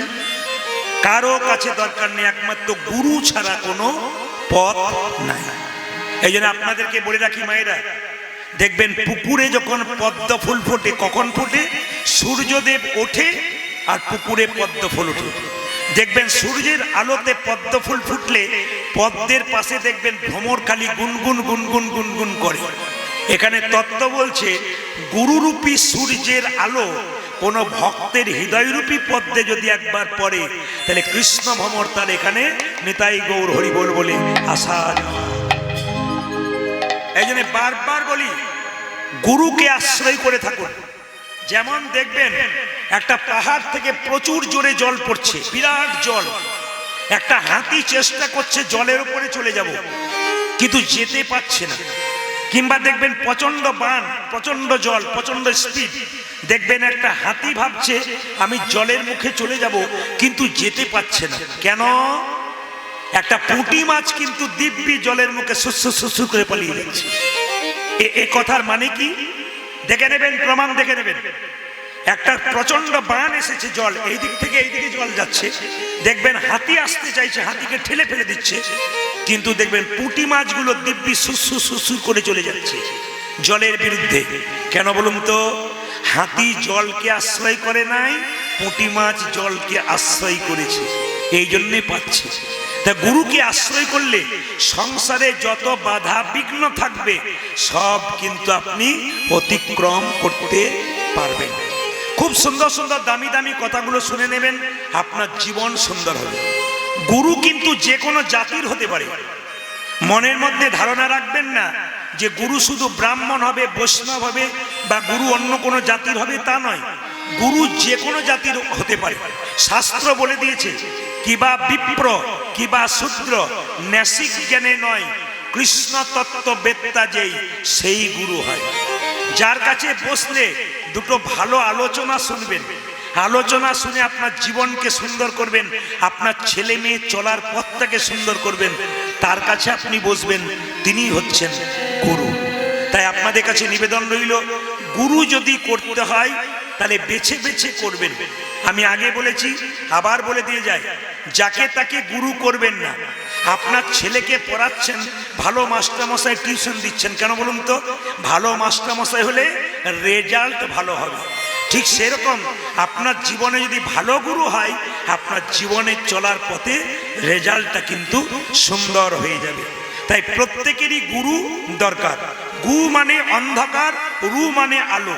আমাদের জীবনের অন্ধকার থেকে আলোর পথে নিয়ে যাবেন, তিনি হচ্ছেন গুরু। স্বয়ং মহাপ্রভু তিনি কলিযুগের ভগবান। তিনি শুধু ভগবান নয়, তিনি গুরু রূপে আমাদের কৃষ্ণ ভজন শিখিয়ে দিলেন। তিনি যদি না আসতেন তাহলে আপনারা আসতে পারতেন না। আগামীকাল সরস্বতী পূজা, অথচ মানুষ কত ব্যস্ততার মধ্যে থাকে, অথচ আপনারা এত মানুষ ভিড় করেছেন এখানে। এর থেকে তো বুঝতে হবে মহাপ্রভুর কৃপা তো আপনাদের সকলের উপরে আছে। দেখুন, সবাই তার কীর্তন শুনতে আসতে পারে না, যারা আসতে পেরেছে তাদের মহাপ্রভুর কৃপা আছে। তাই মহাপ্রভু কি করলেন? দাদা নিতাইকে নিয়ে জীবের দ্বারে হরিনাম দিলেন। হরে কৃষ্ণ। এখানকার কমিটির ছেলেদেরকে সবাই মিলে বসে একটু আশীর্বাদ করবেন প্রভুর কাছে। কম বয়সের ছেলেরা কীর্তন করাচ্ছে অক্লান্ত পরিশ্রম করে। আপনারা যে প্যান্ডেলটার নিচে বসে আছেন, যে প্যান্ডেলটা হয়েছে, যে হরিবাসরটা তৈরি হয়েছে, আপনারা একদিন বসলেন 3 ঘন্টা 3.5 ঘন্টা, কিন্তু ওরা কিন্তু 3 মাস ধরে প্রোগ্রাম করছে। কিভাবে এটাকে করা যায়, কিভাবে সম্পন্ন করা যায়, কিভাবে পূজা করা যায়, প্রতিটি জিনিস ওরা তৈরি করে বসে আছে। এদের আশীর্বাদ করবেন, প্রতি বছর যেন হরিনাম দিয়ে আপনাদের জীবনকে উদ্ধার করতে পারে, মঙ্গলময় কীর্তন শুনিয়ে আপনাদের জীবন সুন্দর করতে পারে। আর আমাদের হিন্দু সনাতন ধর্মের ছেলেরা এত কৃষ্ণ নামে উদ্যোগী হয়েছেন, ভগবান কৃষ্ণের জয়ধ্বনি দেবেন, শাস্ত্রের জয়ধ্বনি দেবেন, বৈষ্ণবের জয়ধ্বনি দেবেন, ব্রাহ্মণের জয়ধ্বনি দেবেন। কারো অপমান নয়, সবাইকে সম্মান দিয়ে চলবেন। সম্মান দিয়ে চলাটাই প্রত্যেকটি মানুষের কাজ। তাই বারবার বলবো, শাস্ত্রকে সম্মান দিলাম, বৈষ্ণবকে সম্মান দিলাম, ব্রাহ্মণকে সম্মান দিলাম, ভগবান মহাপ্রভুর চরণে কোটি কোটি দণ্ডবত প্রণাম জানালাম, ভগবান কৃষ্ণের চরণে কোটি কোটি দণ্ডবত প্রণাম জানালাম। হিন্দু সনাতন ধর্ম জেগে উঠুক, আরো জেগে উঠুক, আমি চাই। এটা কিন্তু খুব ভালো ব্যাপার। সমস্ত ধর্মের মানুষকে সম্মান দিলাম, সমস্ত ধর্মগ্রন্থকে সম্মান দিলাম, সমস্ত ধর্মের মানুষকে সম্মান দিয়ে হিন্দু সনাতন ধর্মকে ঠিক জায়গায় রেখে আমরা কীর্তনের লীলায় যাব। মায়েরা জেনে নিন, নদী পার হবেন তার জন্য কি দরকার? নৌকা, সাইকেল। ওই যে বলছো এখানে আগে থেকে পিছন থেকে একটা ছেলে সাইকেল বলে ফেলেছে। না না, ও ঠিক বলেছে। ও, আমি তো বলি নাই নদী পার হবে, আমি তো বলি নাই ব্রিজের উপরে পার হবে না জলে পার হবে। ও ঠিকই বলেছে। এই দিকে তাকাবেন, নদী পার হতে গেলে কি দরকার? নৌকার দরকার। আচ্ছা মায়েরা, নৌকাতে করে মাঝ নদীতে যাচ্ছেন, যদি নৌকা ফুটো থাকে তাহলে ওইখানেই ডাকবেন, আর আমার যাওয়া হলো না বোধ হয়। কিন্তু জেনে নিন মায়েরা, নৌকা নদী পার হতে গেলে নৌকাটা ভালো চাই। শুধু নৌকা নয়, যিনি কান্ডারি মাঝি তাকে ভালো থাকা চাই। তুমি নিজে নৌকা চালাবো বললে হবে না, যে আমার নৌকাটা, আমি নৌকাতে চাপবো, নিজেই চালিয়ে চলে যাব। তোমাকে মাঝি হতে হবে, তবে তুমি পারবে। তাহলে তোমাকে মাঝির সঙ্গ করলে, কান্ডারির সঙ্গ করলে তুমি পারবে। এটা প্রমাণ দিয়ে দিই। একদিন আমি কলেজে পড়তে পড়তে দেখতে পেলাম, কিছু মনে করবেন না, একটা বাসে প্রচন্ড ভিড়। এত ভিড়, অনেকদিন আগেকার কথা বলি, এখন তো সব অসুবিধা নেই। তো তখন একজন বুড়িমা, ব্যাগ ট্যাগ ছিল না, একজন বুড়িমা মুঠ পুটুলি নিয়ে এরকম করে দাঁড়িয়ে আছে। ও দরজা দিয়ে ঢুকতেই পারছে না। ও দেখলো সব দরজা ভিড়, একটা দরজা খোলা, ড্রাইভার যেখানে বসে। ভাবলো যাক বাবা, ভগবান মঙ্গল করেছে, আর যে দরজাটা খুলেছিস তার মুখে ফুল চন্দন করুক। ও এখন কোন রকমে একজনকে বলেছে, বাবা আমাকে একটু ঠেলে চাপিয়ে দে, এইদিকে ঢুকে যাই। ঢুকে গিয়েই দেখছে, বাবা এত সুন্দর ব্যাপার, সবাই সিট পেয়েছে, বহু লোক দাঁড়িয়ে আছে, চাপাচাপি করছে, একটা সিট ফাঁকা। ও মনে মনে ভাবছে, ফুল চন্দন পড়ুক, আমার জন্য সিট রেখেছি। ও মায়েরা, ও ড্রাইভারের সিটটাতেই বসে গেছে। এই দিকে তাকাবেন, যেই না বসে গেছে, এইদিকে এইদিকে বুড়িমা দিব্যি আমরা ওই মুঠ পুটুলি নিয়ে মজা করছে। যাক, জায়গা পেয়ে গেছি বাবা। মেয়ের বাড়ি চললো কেন না, তার নাতির নাকি অন্নপ্রাশন আছে, সময়ে পৌঁছাতে হবে। এই দিকে তাকাবেন, যেই না ড্রাইভার চা খেতে নেমেছিল, দরজাটা খুলে ঢুকতে গেছে, ও তো অবাক, বুড়ি বসে আছে। সঙ্গে সঙ্গে বুড়িকে দেখে বলছে, ওঠো বুড়িমা, তোর বাপের সিট ফাঁকা ছিল, বসেছি, তুই কোথাকার কে রে, এসে বসবি? বলে, বুড়িমা তুমি ওঠো। চুপ কর, এদেরকে জিজ্ঞেস কর। সব লোক হাসাহাসি করছে। তখন ড্রাইভার বলছে, বুড়িমা তুমি বোঝো না, এখানে বসে গাড়িটা চালাবো। তখন বুড়ি বলছে, বাবা এত ভিড়ে আমি কোথাও বসতে পারবো না, তুই অন্য কোথাও বসে চালা, আমাকে এখানে বসতে দিই। বুড়ি যেমন জানে না যে সিটে ড্রাইভার না বসলে গাড়ি চলবে না, সেরকম দেহ নৌকাকে যদি ভবসাগর পার করতে হয়, আমাদের দ্বারা হবে না। কান্ডারি গুরুদেবকে সঙ্গে না নিলে কোনোদিন আমাদের দেহ নৌকা ভবপার পার হতে পারবে না। বেশ বেশ, একটু জোরে বলুন তো, রাধা রানী কি, শ্যাম সুন্দর কি। ও মায়েরা, মন যদি থাকে কিয়া বনে, কি করিবে? সংকীর্তন। এইদিকে হরিনাম শুনতে এসে অনেকের মঙ্গল হয়, আবার অনেকের বিপদ হয়। কেন অমঙ্গল হয়? কেন? মন দেয় না বলে। একটা প্রমাণ দিয়ে দিই। একটা গ্রামে হরিনাম হচ্ছে, দুজন মাতাল, রাম আর শ্যাম। এখানে কোনো মাতাল নাই, কেউ মত খায় না, একবারে না। না নাই বললে ভুল হবে। সিগন্যাল কিন্তু যিনি খেয়েছেন তিনি আগে একবার দিয়ে চলে গেছেন। এই জন্য চোখ আমাদের খুব খারাপ। কেন বলুন তো?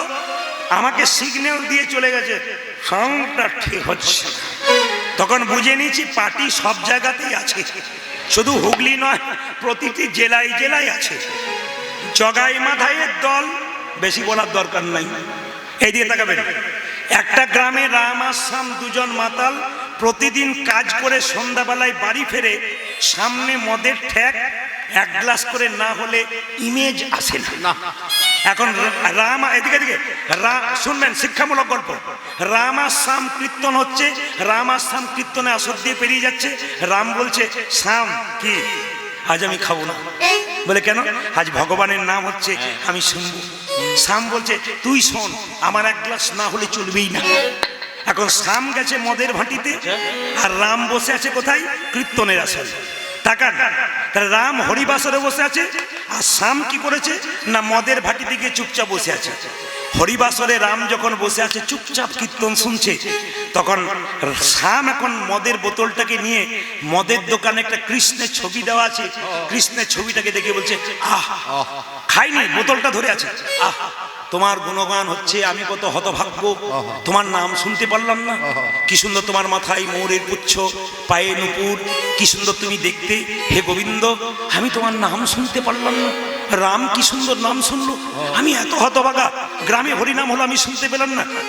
ও কিন্তু ছবি দেখছে, মদের বোতল হাতে আছে, মনটা কিন্তু এইখানে পড়ে আছে।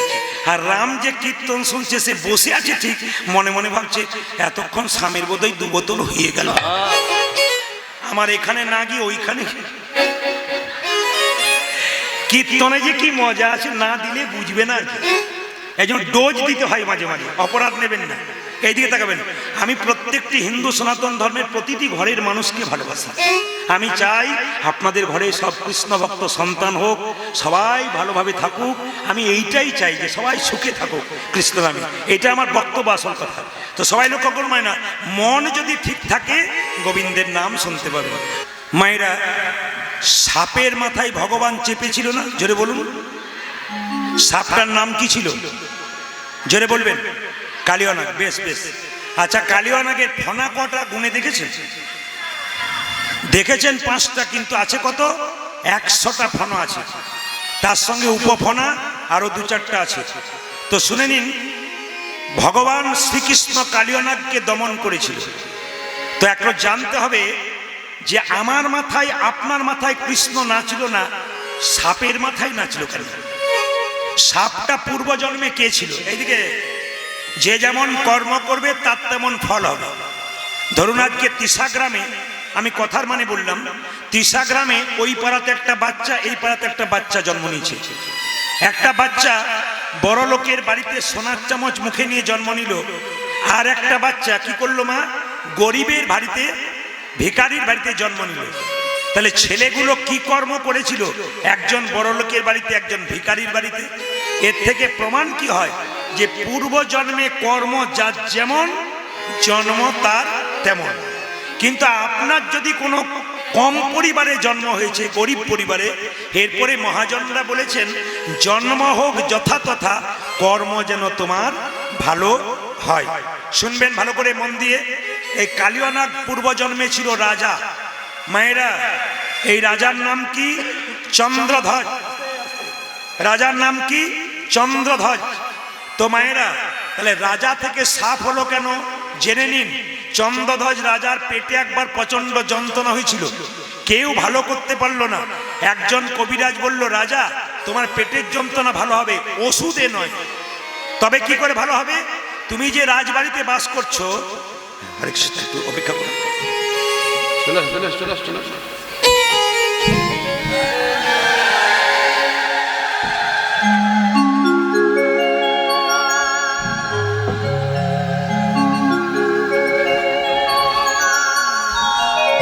হরে কৃষ্ণ। তুমি যে রাজবাড়িতে বাস করো, তুমি যে রাজবাড়িতে বাস করো, ওর পেছনে একটা সরোবর আছে, ওখানে একটা রাজহাঁস খেলা করছে। ওটাকে ধরে এনে তার পিত্তটা খেতে পারলে তোমার পেটের যন্ত্রণা ভালো হবে। মায়েরা আস্তে, পিত্ত খেয়েছেন? পিত্ত খেয়েছেন? কখনো কখনো খেয়েছেন? পিত্তটাকে সাধারণ কথায় কি বলা হয়? পিত্তি। অনেকে পিত্তি বলে, পিত্ত বলে। জেনে নিন, মাছের পিত্ত খান নাই? তবে যে বলছে না খাই নাই, পিত্ত তেতো হয় না মিষ্টি হয়? মিষ্টি। তাহলে রাজহাঁসের পিত্ত কেমন হয়? আপনারা তো খান নাই। সবারই পিত্ত, প্রায় প্রাণীর পিত্ত তেতো হয়। এই দিকে তাকাবেন, সামনে গল্প নয়, স্প্রাইট প্রাণী পিত্ত, পিত্ত খেলে তেতো খেলে ভালো হয়। যদি পড়ো গীতা, যদি পারো তাহলে পড়ো একটু গীতা, মঙ্গল হবে। আর যদি পারো শরীরের মঙ্গলের জন্য খাও একটু তিতা। সকলের মঙ্গলের জন্য, নিজের মঙ্গলের জন্য পারো যদি পড়ো একটু গীতা, আর দেহের মঙ্গলের জন্য পারো যদি খাও একটু তিতা। তিতা খেলে শরীর ভালো থাকে, সুগার হবার চান্স থাকে না। এই জন্যে আপনাদেরকে, তবে যখন কথা উঠলো তখন বলে রাখি, যারা সুগারের রোগী আছেন তাদের কয়েকটা ওষুধের কথা বলে। ব্যায়াম, ব্যায়াম কি বলুন তো, যাদের সুগার আছে খালি এই ব্যায়ামটা করবেন। কি তার মানে কি, কীর্তনের মজা আছে। কি বলুন তো, বৌমা বলছে বাবা দুটো সাদা রসগোল্লা দিয়ে অনেকদিন খাও নাই, বাবা দুটো সন্দেশ দি, বাবা দুখান রুটি দি। তার মানে কি, মিষ্টিগুলোতে এরকম, আর যেগুলোতে মিষ্টি নাই সেগুলোতে এই ব্যায়ামটা। শুধু মজার জন্য বললাম, আমি এইটা বলে ফেলে গন্ডগোল করে ফেলেছিলাম। প্রায় মেয়েরা ফোন করেছেন, বাবা সুগারের ওষুধটা একবার বলুন তো। আমি ওটা যে মজা করে শিখবো, মানে মজা নয়, শিক্ষামূলক। শুধু না, তেতোর দিকে, কার্বোহাইড্রেটের দিকে, মিষ্টির দিকে, কার্বোহাইড্রেটের দিকে, এগুলোর দিকে একটু না করতে হবে, আর একটু ভালো জিনিসের দিকে, তেতোর দিকে একটু হাঁ করতে হবে, যেগুলো ডাক্তারবাবু বলেছেন। সবাই লক্ষ্য করুন, যে যেখানে বসে আছেন। তো রাজা চন্দ্রধ্বজের পেটের যন্ত্রণা, তো রাজহাঁসকে ধরে আনলো। রাজহাঁসকে কাটবার আগে রাজহাঁস কেঁদে কেঁদে বললো, আমাকে না মেরে যদি আপনার পেটের রোগ ভালো একটা উপায় বলবো। বলে কি? যে রাজ সরোবর থেকে আমাকে ধরে আনলে, সেই সরোবরের উত্তর দিকে একটা গাছের ওপরে এক মুনি বসে আছে, বৈষ্ণব, পাগুলোকে দুলিয়ে। যদি তার চরণ ধোয়া জল পান করতে পারো, তোমার পেটের যন্ত্রণা ভালো হয়ে যাবে। মায়েরা, বিজ্ঞ রাজহাঁসের কথা শুনে যেই না রাজা মশাই সোনার পাত্র নিয়ে গিয়ে মুনিকে বলল, মুনি তুমি তোমার ডান পাটা এগিয়ে দাও। দিয়েছে পুঁজ আর রক্ত। ছি, এই জল আমি পান করতে পারবো না। ও মুনি, তুমি তোমার বাঁ পাটা এগিয়ে দাও। বাঁ পাটা এগিয়ে দিয়েছে, পুঁজ রক্ত তো রয়েছে, তার সঙ্গে পোকা কিলবিল কিলবিল করছে। ছি, এই জল আমি পান করতে পারবো না। তবে রাজা একটা ভালো কাজ করেছিল মা, জল পান করে নাই, কিন্তু মাথায় করে এনেছিল। বৈষ্ণবের চরণ ধোয়া জল কেউ মাথায় নিলে তার উপকার হয়, প্রমাণ দেখুন। যখনই বাড়িতে নিয়ে এসছে রাজা চন্দ্রধ্বজের দুটো স্ত্রী, স্বামী তোমার পেটের যন্ত্রণা, জল খেতে পারলে না, এই পুঁজ রক্ত মেশানো জল আমি খেতে পারবো না, তবে দাও আমরা ধর্মপত্নী তোমার, আমরা দুজনে জল পান করব। স্ত্রী দুজন জলপান করেছে। সেই মুনি ক্রোধে ছুটে এসে বলল, রাজা এ তুমি কি করলে? আমার চরণ ধোয়া জলকে তুমি অপমান করলে। আমি তোমাকে অভিশাপ দিলাম, তুমি খল প্রবৃত্তি করেছো। সাপের আরেক নাম খল। আমি তোমাকে অভিশাপ দিলাম, তোমার সর্পকুলে জন্ম হোক, তুমি হবে কালিয়নাগ, কালিয়নাগ, কালিয়নাগ। রাজা চন্দ্রধ্বজ কেঁদে কেঁদে বলল, হে মুনিবর, অভিশাপে যদি দিলে আমায়, সর্পকুলে জনম হব, আশীর্বাদ দাও যেন আমার মাথায় ভগবান শ্রীকৃষ্ণের নিত্য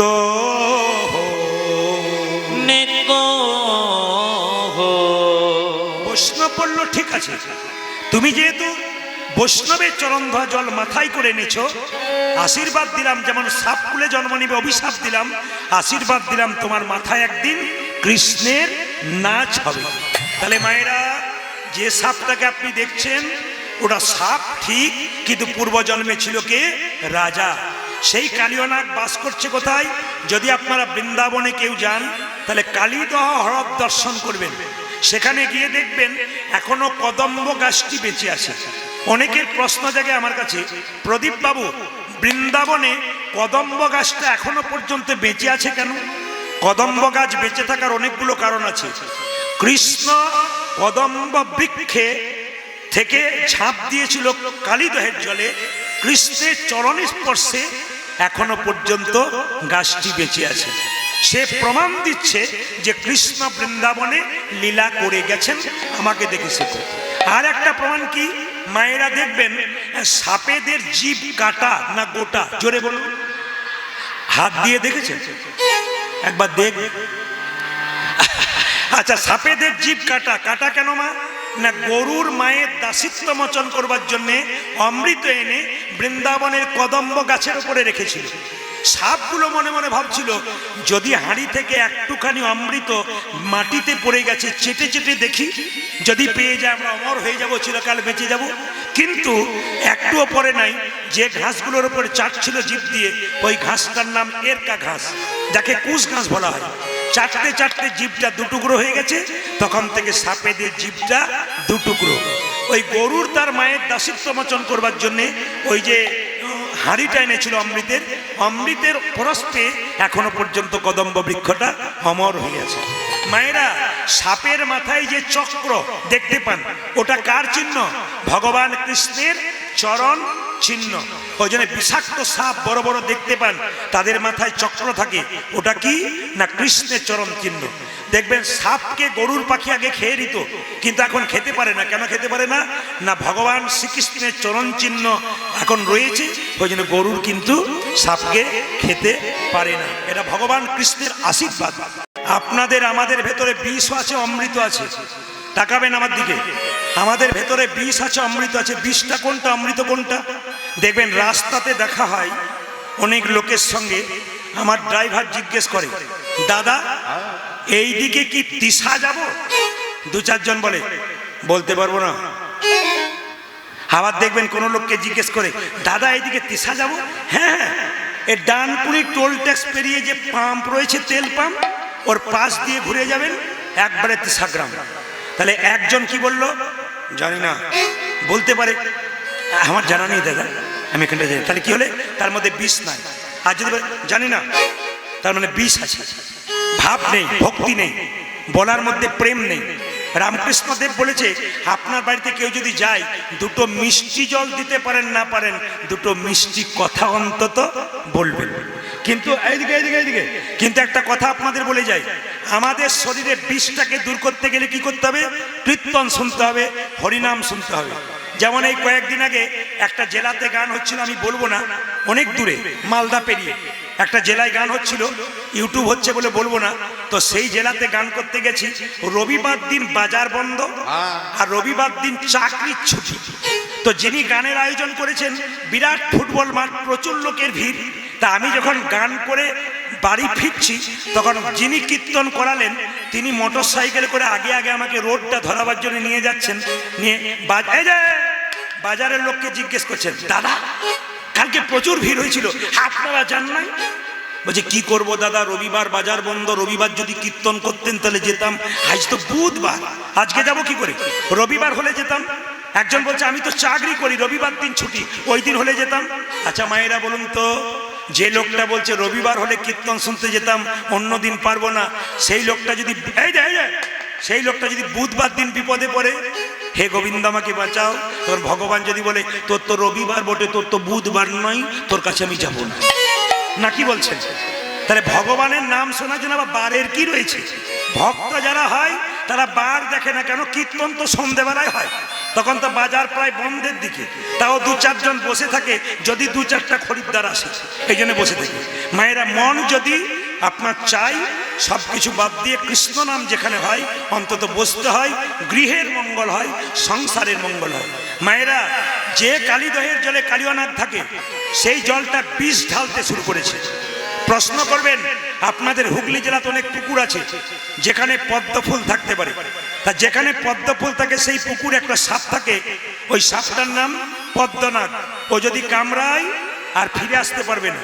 তাহলে যে পুকুরে পদ্মনাগ থাকে সেখানে গরু বাছুর জল খায়, কই সেই জলটা তো বিষ হয় না। অনেক মানুষ স্নানও করে, বিষ হয় না। কালীদহের জলটা বিষ হলো কেন? কালীনাগ কেন বিষ ঢাললো? তত্ত্ব আছে। কুরুক্ষেত্রের যুদ্ধে কৃষ্ণ জয়লাভ করার পর সবাইকে সবকিছু দিয়েছিল, কালীয়নাগ কেঁদে কেঁদে বলেছিল, প্রভু আমাকে এখান থেকে উদ্ধার করো, কিন্তু কৃষ্ণ শোনে নাই। কালীয়নাগ বলল, দাঁড়াও আমি তোমাকে দেখাচ্ছি মজা, কি করব? এই কালীদহের জলে বিষ ঢালবো বিষের বাতাস এদিকে চারিদিকে যাবে, পশু পাখি এই পথ দিয়ে পেরিয়ে এলে তারা মারা যাবে ছটফট করে, মৃত্যুর আগে তোমাকে ডাকবে, আর তোমাকে ডাকলে তুমি এইখানে আসবে, আমাকে কোথাও যেতে হবে না, এইখানে আমি তোমার চরণে পেয়ে। তাহলে কালিয়ানাগ কিন্তু ভক্ত, তিনি কিরকম চালাকি করলেন দেখুন, যে তোমাকে ধরার ফাঁদ আছে, কি এমন বিষ ঢালতে শুরু করব, এই পথ দিয়ে পশু পাখি পেরিয়ে যাবে, ছটফট করে মরবে, মরবার আগে বৃন্দাবনে কাঁদবে, গাছের ফল খেলাম, নদীর জল খেলাম, এত কষ্ট কেন? ভক্তের ডাকে তুমি ছুটে আসবে, এখানে বসে আমি তোমার চরণে পেয়ে যাব। ভক্ত যদি বিপদে পড়ে বাঁচাই কে? জোরে বলবেন, বলতে হবে তো। ভক্ত যদি বিপদে পড়ে কে বাঁচায়? তবে কেমন করে ডাকতে হবে তবে আপনি পাবেন? আমার দিকে তাকাবেন, দেখবেন গাভীর যদি বাছুর হয়, বাছুরটাকে আপনি ছেড়ে দেবেন, গাভীকে দড়ি দিয়ে বাঁধবেন, দেখবেন গাভী দড়ি ছিঁড়ে বাছুরের পেছনে ছুটবে। শাস্ত্র কি বলল? মদ ভক্ত যত্র গচ্ছন্তি তত্র গচ্ছামি পার্থিব ভক্তানুমনু গচ্ছন্তি মুক্ত স্থিতি বিসহ। আপনার সংস্কৃত মানে বুঝলেন না, বুঝিয়ে দিই আপনাদের। গাভীর বাছুর যদি দৌড়ে যায়, গাভী দেখবেন দড়িটাকে নিয়ে খালি টানাটানি করে, কেন? যদি আমার বাচ্চাকে কেউ কেড়ে নেয়, যদি আমার বাচ্চাটা খালে বিলে পড়ে যায়, যেমন গাভী ছুটে বেড়ায় বাচ্চার পেছনে, ভক্ত যদি বিপদে পড়ে যায়, ভগবান গাভীর মতো তার পেছন পেছন ছুটতে থাকে।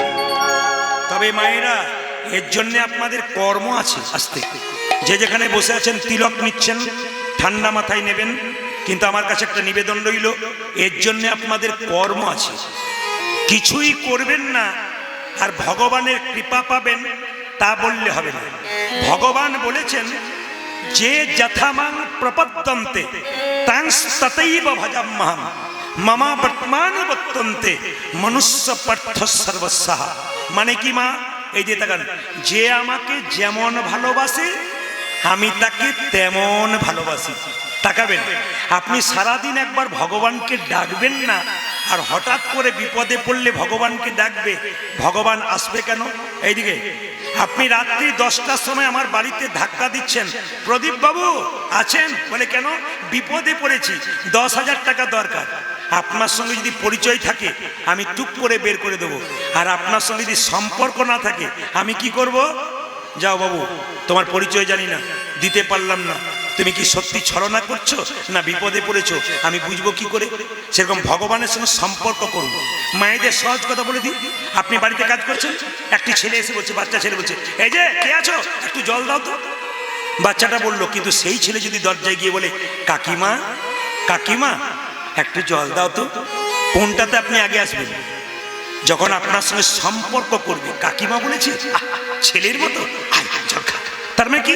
ভগবানের সঙ্গে সম্পর্ক তৈরি করুন, নইলে আপনি পাবেন কি করে?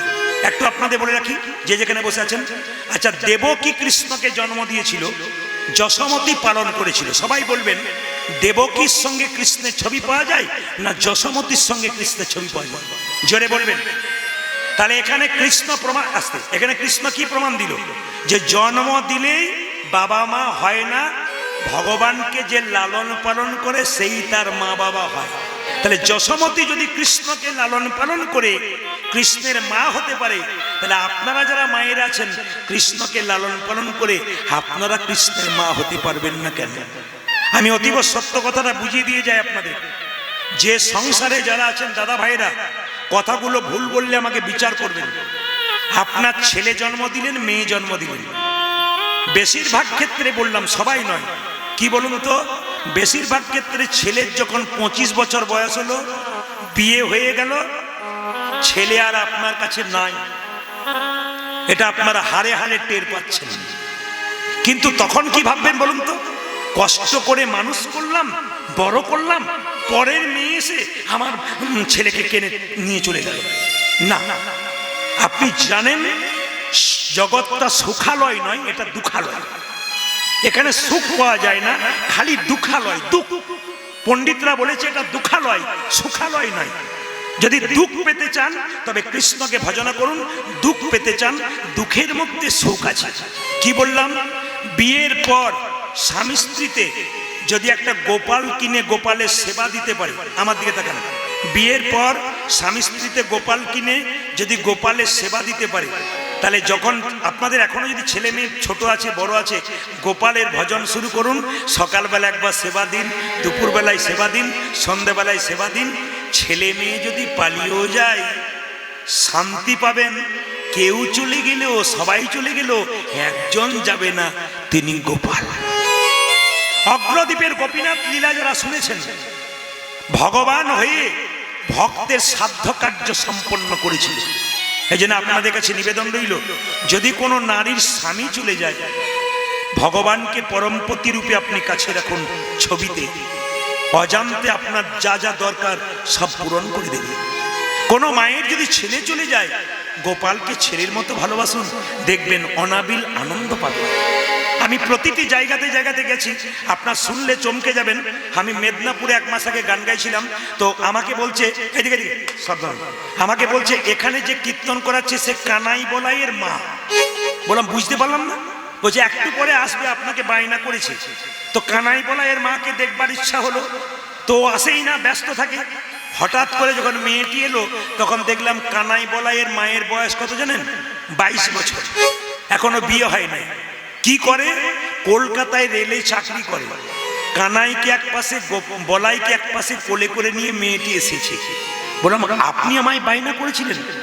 আপনি বলবেন না আমাকে, আমি কানাই বলাইয়ের মা। আজকে কানাই বলাইয়ের জন্মদিন উৎসব পালন করছি, আপনাকে ডাকলাম। আমি মনে মনে ধন্যবাদ দিলাম তার বাবা মাকে, আচ্ছা মেয়ের জন্ম দিয়েছেন। বললাম তুমি কলকাতায় থাকো, কানাই বলাইয়ের সেবা করো কেন? বলে আমি গাড়িতে করে নিয়ে যাই, আবার নিয়ে আসি, এ তো আমার ছেলে। আমি বিয়ে করবে না? করবো, কিন্তু যাকে তাকে করবো না। যদি তার পয়সাও না থাকে, সৎ হয়, তাকে করব। কেন? যে আমার কানাই বলাইকে সন্তান মনে করবে, আমি তাকে করব, বাকি কাউকে করব না। কি নীতি দেখুন! এগুলো দেখে শিক্ষা নিতে হয় যে ছেলে মেয়েকে তার বাবা কেমন মানুষ করেছে। উচ্চ শিক্ষায় শিক্ষিত হয়েছে, কিন্তু ভগবান ভুলে নাই। এখন আমাকে প্রায় ফোন করে, আমার তুমি খেয়েছো? বলে না, আমি এই ডিউটি থেকে এলাম, কানাই বলাইয়ের প্রসাদ তৈরি করছি, ভোগ দিয়ে তারপর সেবা পাবো। সকাল ভোর 5টার সময় ঘুম থেকে উঠে ভগবানের সেবা টেবা দেয়, প্রসাদ তৈরি করে, তারপর অফিসে যায়। শিখে নিতে হবে আমাদের সমাজে আমরা কি করছি আর আমরা কি করলাম। সমাজে দেখবেন কেউ যদি MA BA পাস করে যায়, ও দেখবেন আর ভগবান ভজনা করে না। কিভাবে বলুন তো? আমি তো চাকরি পেয়ে গেছি, আমি তো বুদ্ধিমান। এরা যারা হরিনাম করছে তারা তো বোকা। আবার দেখবেন, কিছু মনে করবেন না মায়েরা, আমাদের এলাকাতে 2-4টা মেয়ে কিন্তু তিলক নেই, 25 বছর বয়স, নিরামিষ খায়। 5টা মেয়ে বলা বলি করে, বাবারে দিদি হারানের বইয়ের কি ঢং দিদি, ভগবান বোধহয় আগেই পেয়েছে। হিন্দু ধর্মে এই জিনিসটা দেখা যায়। কি বলুন তো? আপনি ধর্ম করবেন, আপনার পেছনে 5 জন লেগে যাবে যাতে ধর্ম করতে না পারেন। অন্য ধর্মের দিকে তাকান, একবার জানতো প্রতিবাদ করে দেখুন তো আপনার কি হয়। আমাদের হিন্দু ধর্মের উপরে কতজন কত খারাপ কথা বলে, কোনো প্রতিবাদ নাই, কিছু নাই। বারবার নিবেদন রইল, সনাতন ধর্মকে বাঁচানোর জন্য আপনাদের কাছে নির্দেশ রইল, সব ধর্মকে সম্মান দিন, নিজের মুখে অন্তত সনাতন ধর্মকে ছোট করবেন না। কৃষ্ণের নাম করবেন, ভগবানের নাম করবেন, মায়েরা জীবন সুন্দর হবে। বারবার বলে যায় আপনাদের কাছে, গোপাল সেবা করুন, জীবন সুন্দর হবে। এইবার বলে রাখি মায়েরা, দেখুন কৃষ্ণকে একজন ভালোবেসেছিল যশোমতী, গোপাল রূপে ভালোবেসেছিল, দেখুন লালন পালন করেছিল। কিন্তু কৃষ্ণ কোলে নিয়ে মরতে পারে না। কৃষ্ণকে কোলে নিয়ে একজন মরেছিল, আপনাদের জানা আছে কিনা জানি না। কে মরেছিল বলুন? হ্যাঁ, বাহ, কৃষ্ণকে কোলে নিয়ে মরেছিল পুতনা, রাক্ষসী। খালি বলতো কৃষ্ণ কই, ধরবো মারবো, কৃষ্ণ কই, ধরবো মারবো। কৃষ্ণ মনে মনে ভাবলো, তুমি আমাকে ধরতে এসছো, মারতে এসছো, এত তোমার আকুলতা, আমি কি না গিয়ে থাকতে পারি? তাকান, কৃষ্ণ যখন পুতনার স্তনে টান মেরেছে, বিষ মাখা স্তন টান মেরেছে, তখন পুতনা চিৎকার করছে, প্রাণ বেরিয়ে যাবে, আমি মরে যাব।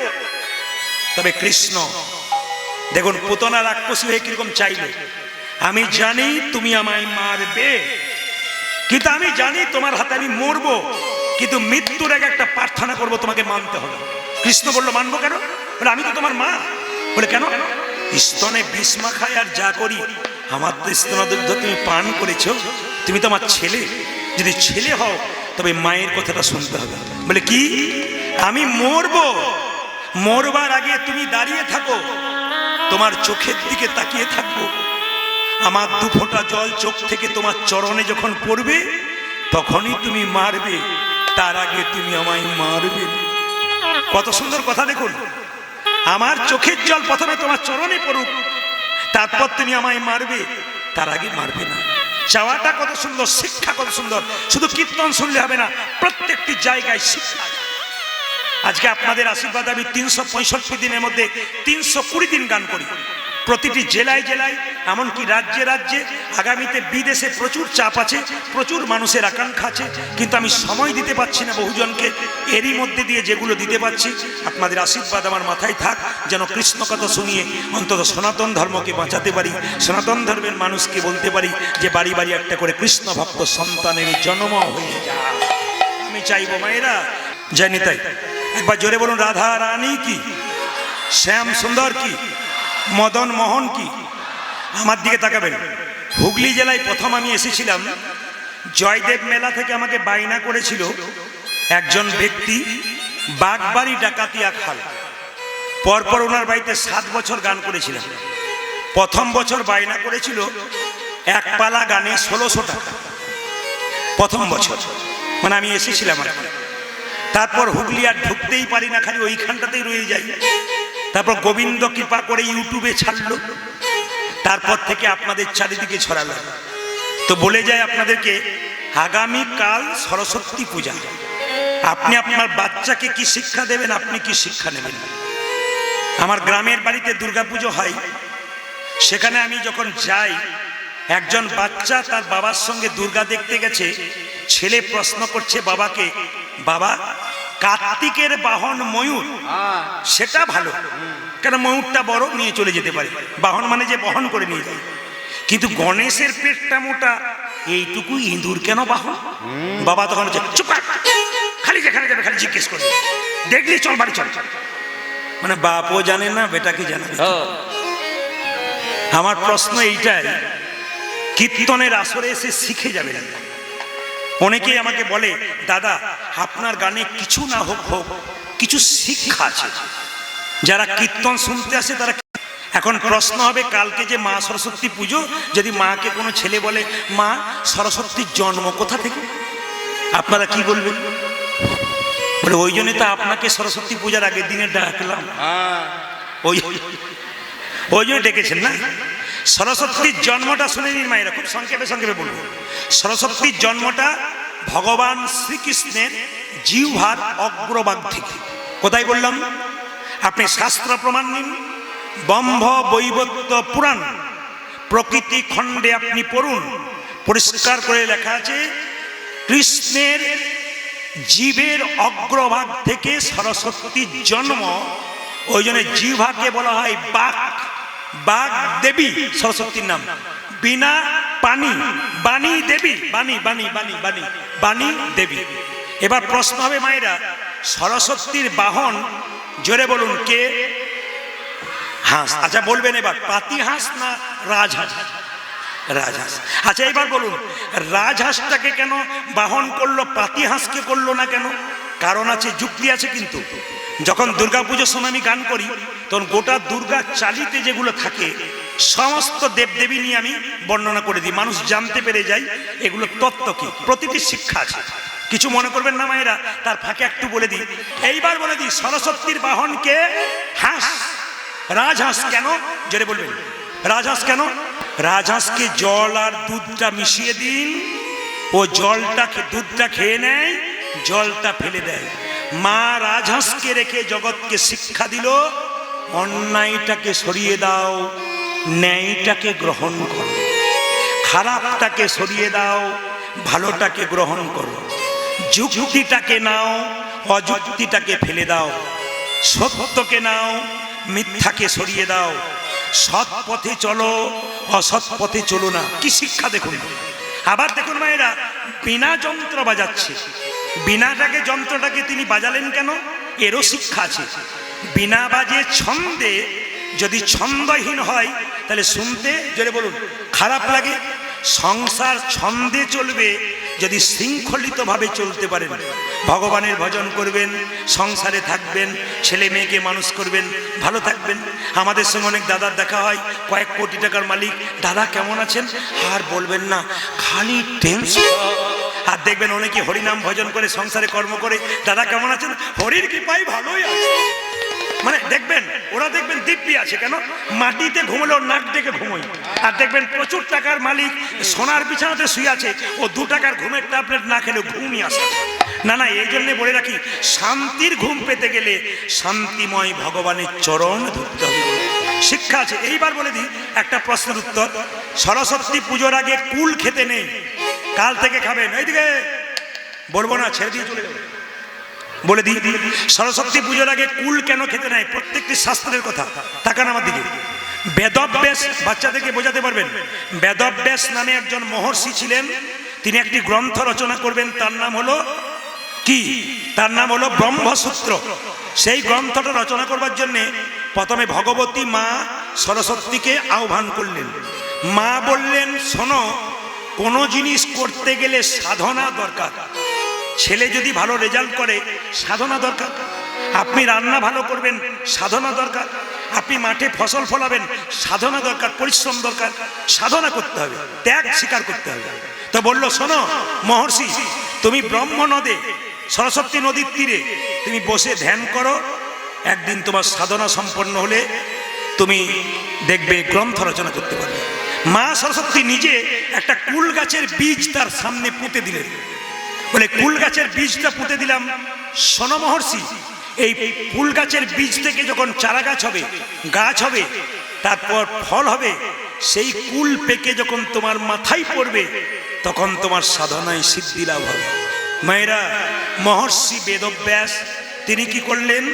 নদীর তীরে বসে মা সরস্বতীর ধ্যান, আর তাকান আমার দিকে, মা সরস্বতীর ধ্যান করতে লাগলেন। কুল বীজ থেকে অঙ্কুর হলো, চারা গাছ হলো, বড় গাছ হলো, কুল পাকলো। কুলটা পেকে মাথায় পড়লো কোন দিন? মাঘ মাসের শুক্লপক্ষের বসন্ত পঞ্চমীর দিন, যেটা আগামীকাল আপনারা দেখবেন। ওটার নাম হচ্ছে বসন্ত পঞ্চমী, মা সরস্বতী পূজার দিন। সেদিন কুলটা মাথায় পড়েছিল, কুলটা গ্রহণ করে নাই, হাতে করে নিয়ে মায়ের চরণে নিবেদন করে তারপর কুলটা খেয়েছিল। এর থেকে কি শিক্ষা পেলেন? বাড়িতে ছেলে মেয়েরা পড়াশুনো করছে, তার মানে সাধনা করছে। এই সাধনায় সিদ্ধি লাভ করার জন্যে বেদব্যাস যেমন মাকে কুলটা দিয়ে খেয়েছিল, তোমার ছেলেকে সাধনায় সিদ্ধি লাভ করাতে গেলে আগে মাকে কুল দেবে, তারপর ছেলেকে মেয়েকে কুল খাওয়াবে। তাই বাবাগুলো কি দোষ করেছিল? ফোন বন্ধ। বাবাগুলো কি দোষ করেছে? মাগুলো কি দোষ করেছে? ছেলে মেয়ে যেহেতু সাধনা করছে, তার জন্য বাবা মায়ের ত্যাগ, তারাও কিন্তু কুল খাবে না। আগামীকাল মাকে দিয়ে তারপর কুল সেবা গ্রহণ করবে।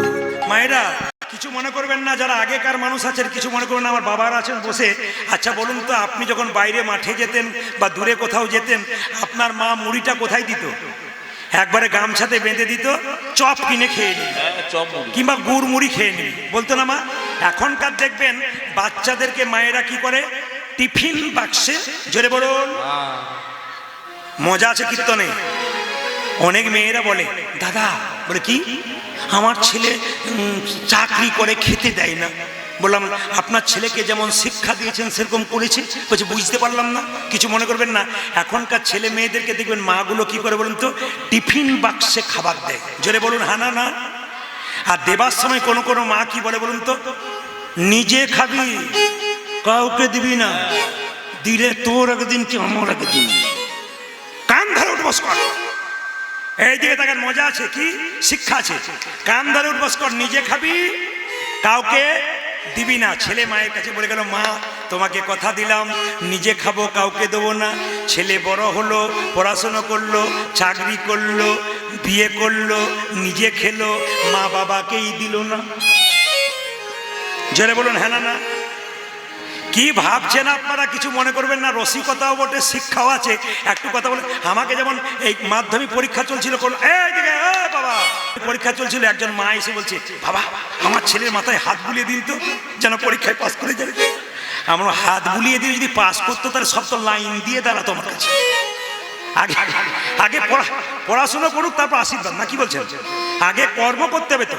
কিন্তু মা আপনার পোস্তর বড়া করছে, বেগুন ভাজা করছে, ছেলে পরীক্ষা দিতে যাবে, আর ছেলে আপনার দিব্যি বাড়ির ভেতরে দরজা লাগিয়ে মোবাইল ঘষাঘষি করছে। ছেলে যদি মাধ্যমিক পাস করলো, কলেজে গেল, তাতে আবার মায়েদের আরো বিপদ। কেন বলুন তো? মাথায় কুলকুল ঠান্ডা ঠান্ডা তেল নিতে হবে। কেন? কলেজে ঢুকলো একা, আর বেরোবার সময় ডবল হয়ে বেরিয়ে চলে।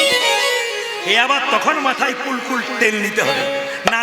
আপনাদের কাছে নিবেদন রইল, ছেলেকে এমন শিক্ষায় শিক্ষিত করুন যেন ছেলে রাস্তায় যায়। আমি আগেই বলেছি, বিদ্যাসাগরের মা খালের মা নয়, বিলের মা নয়, সাগরের মা। কেন? মায়ের মতো মা হলে সন্তানের মন বড় হয়।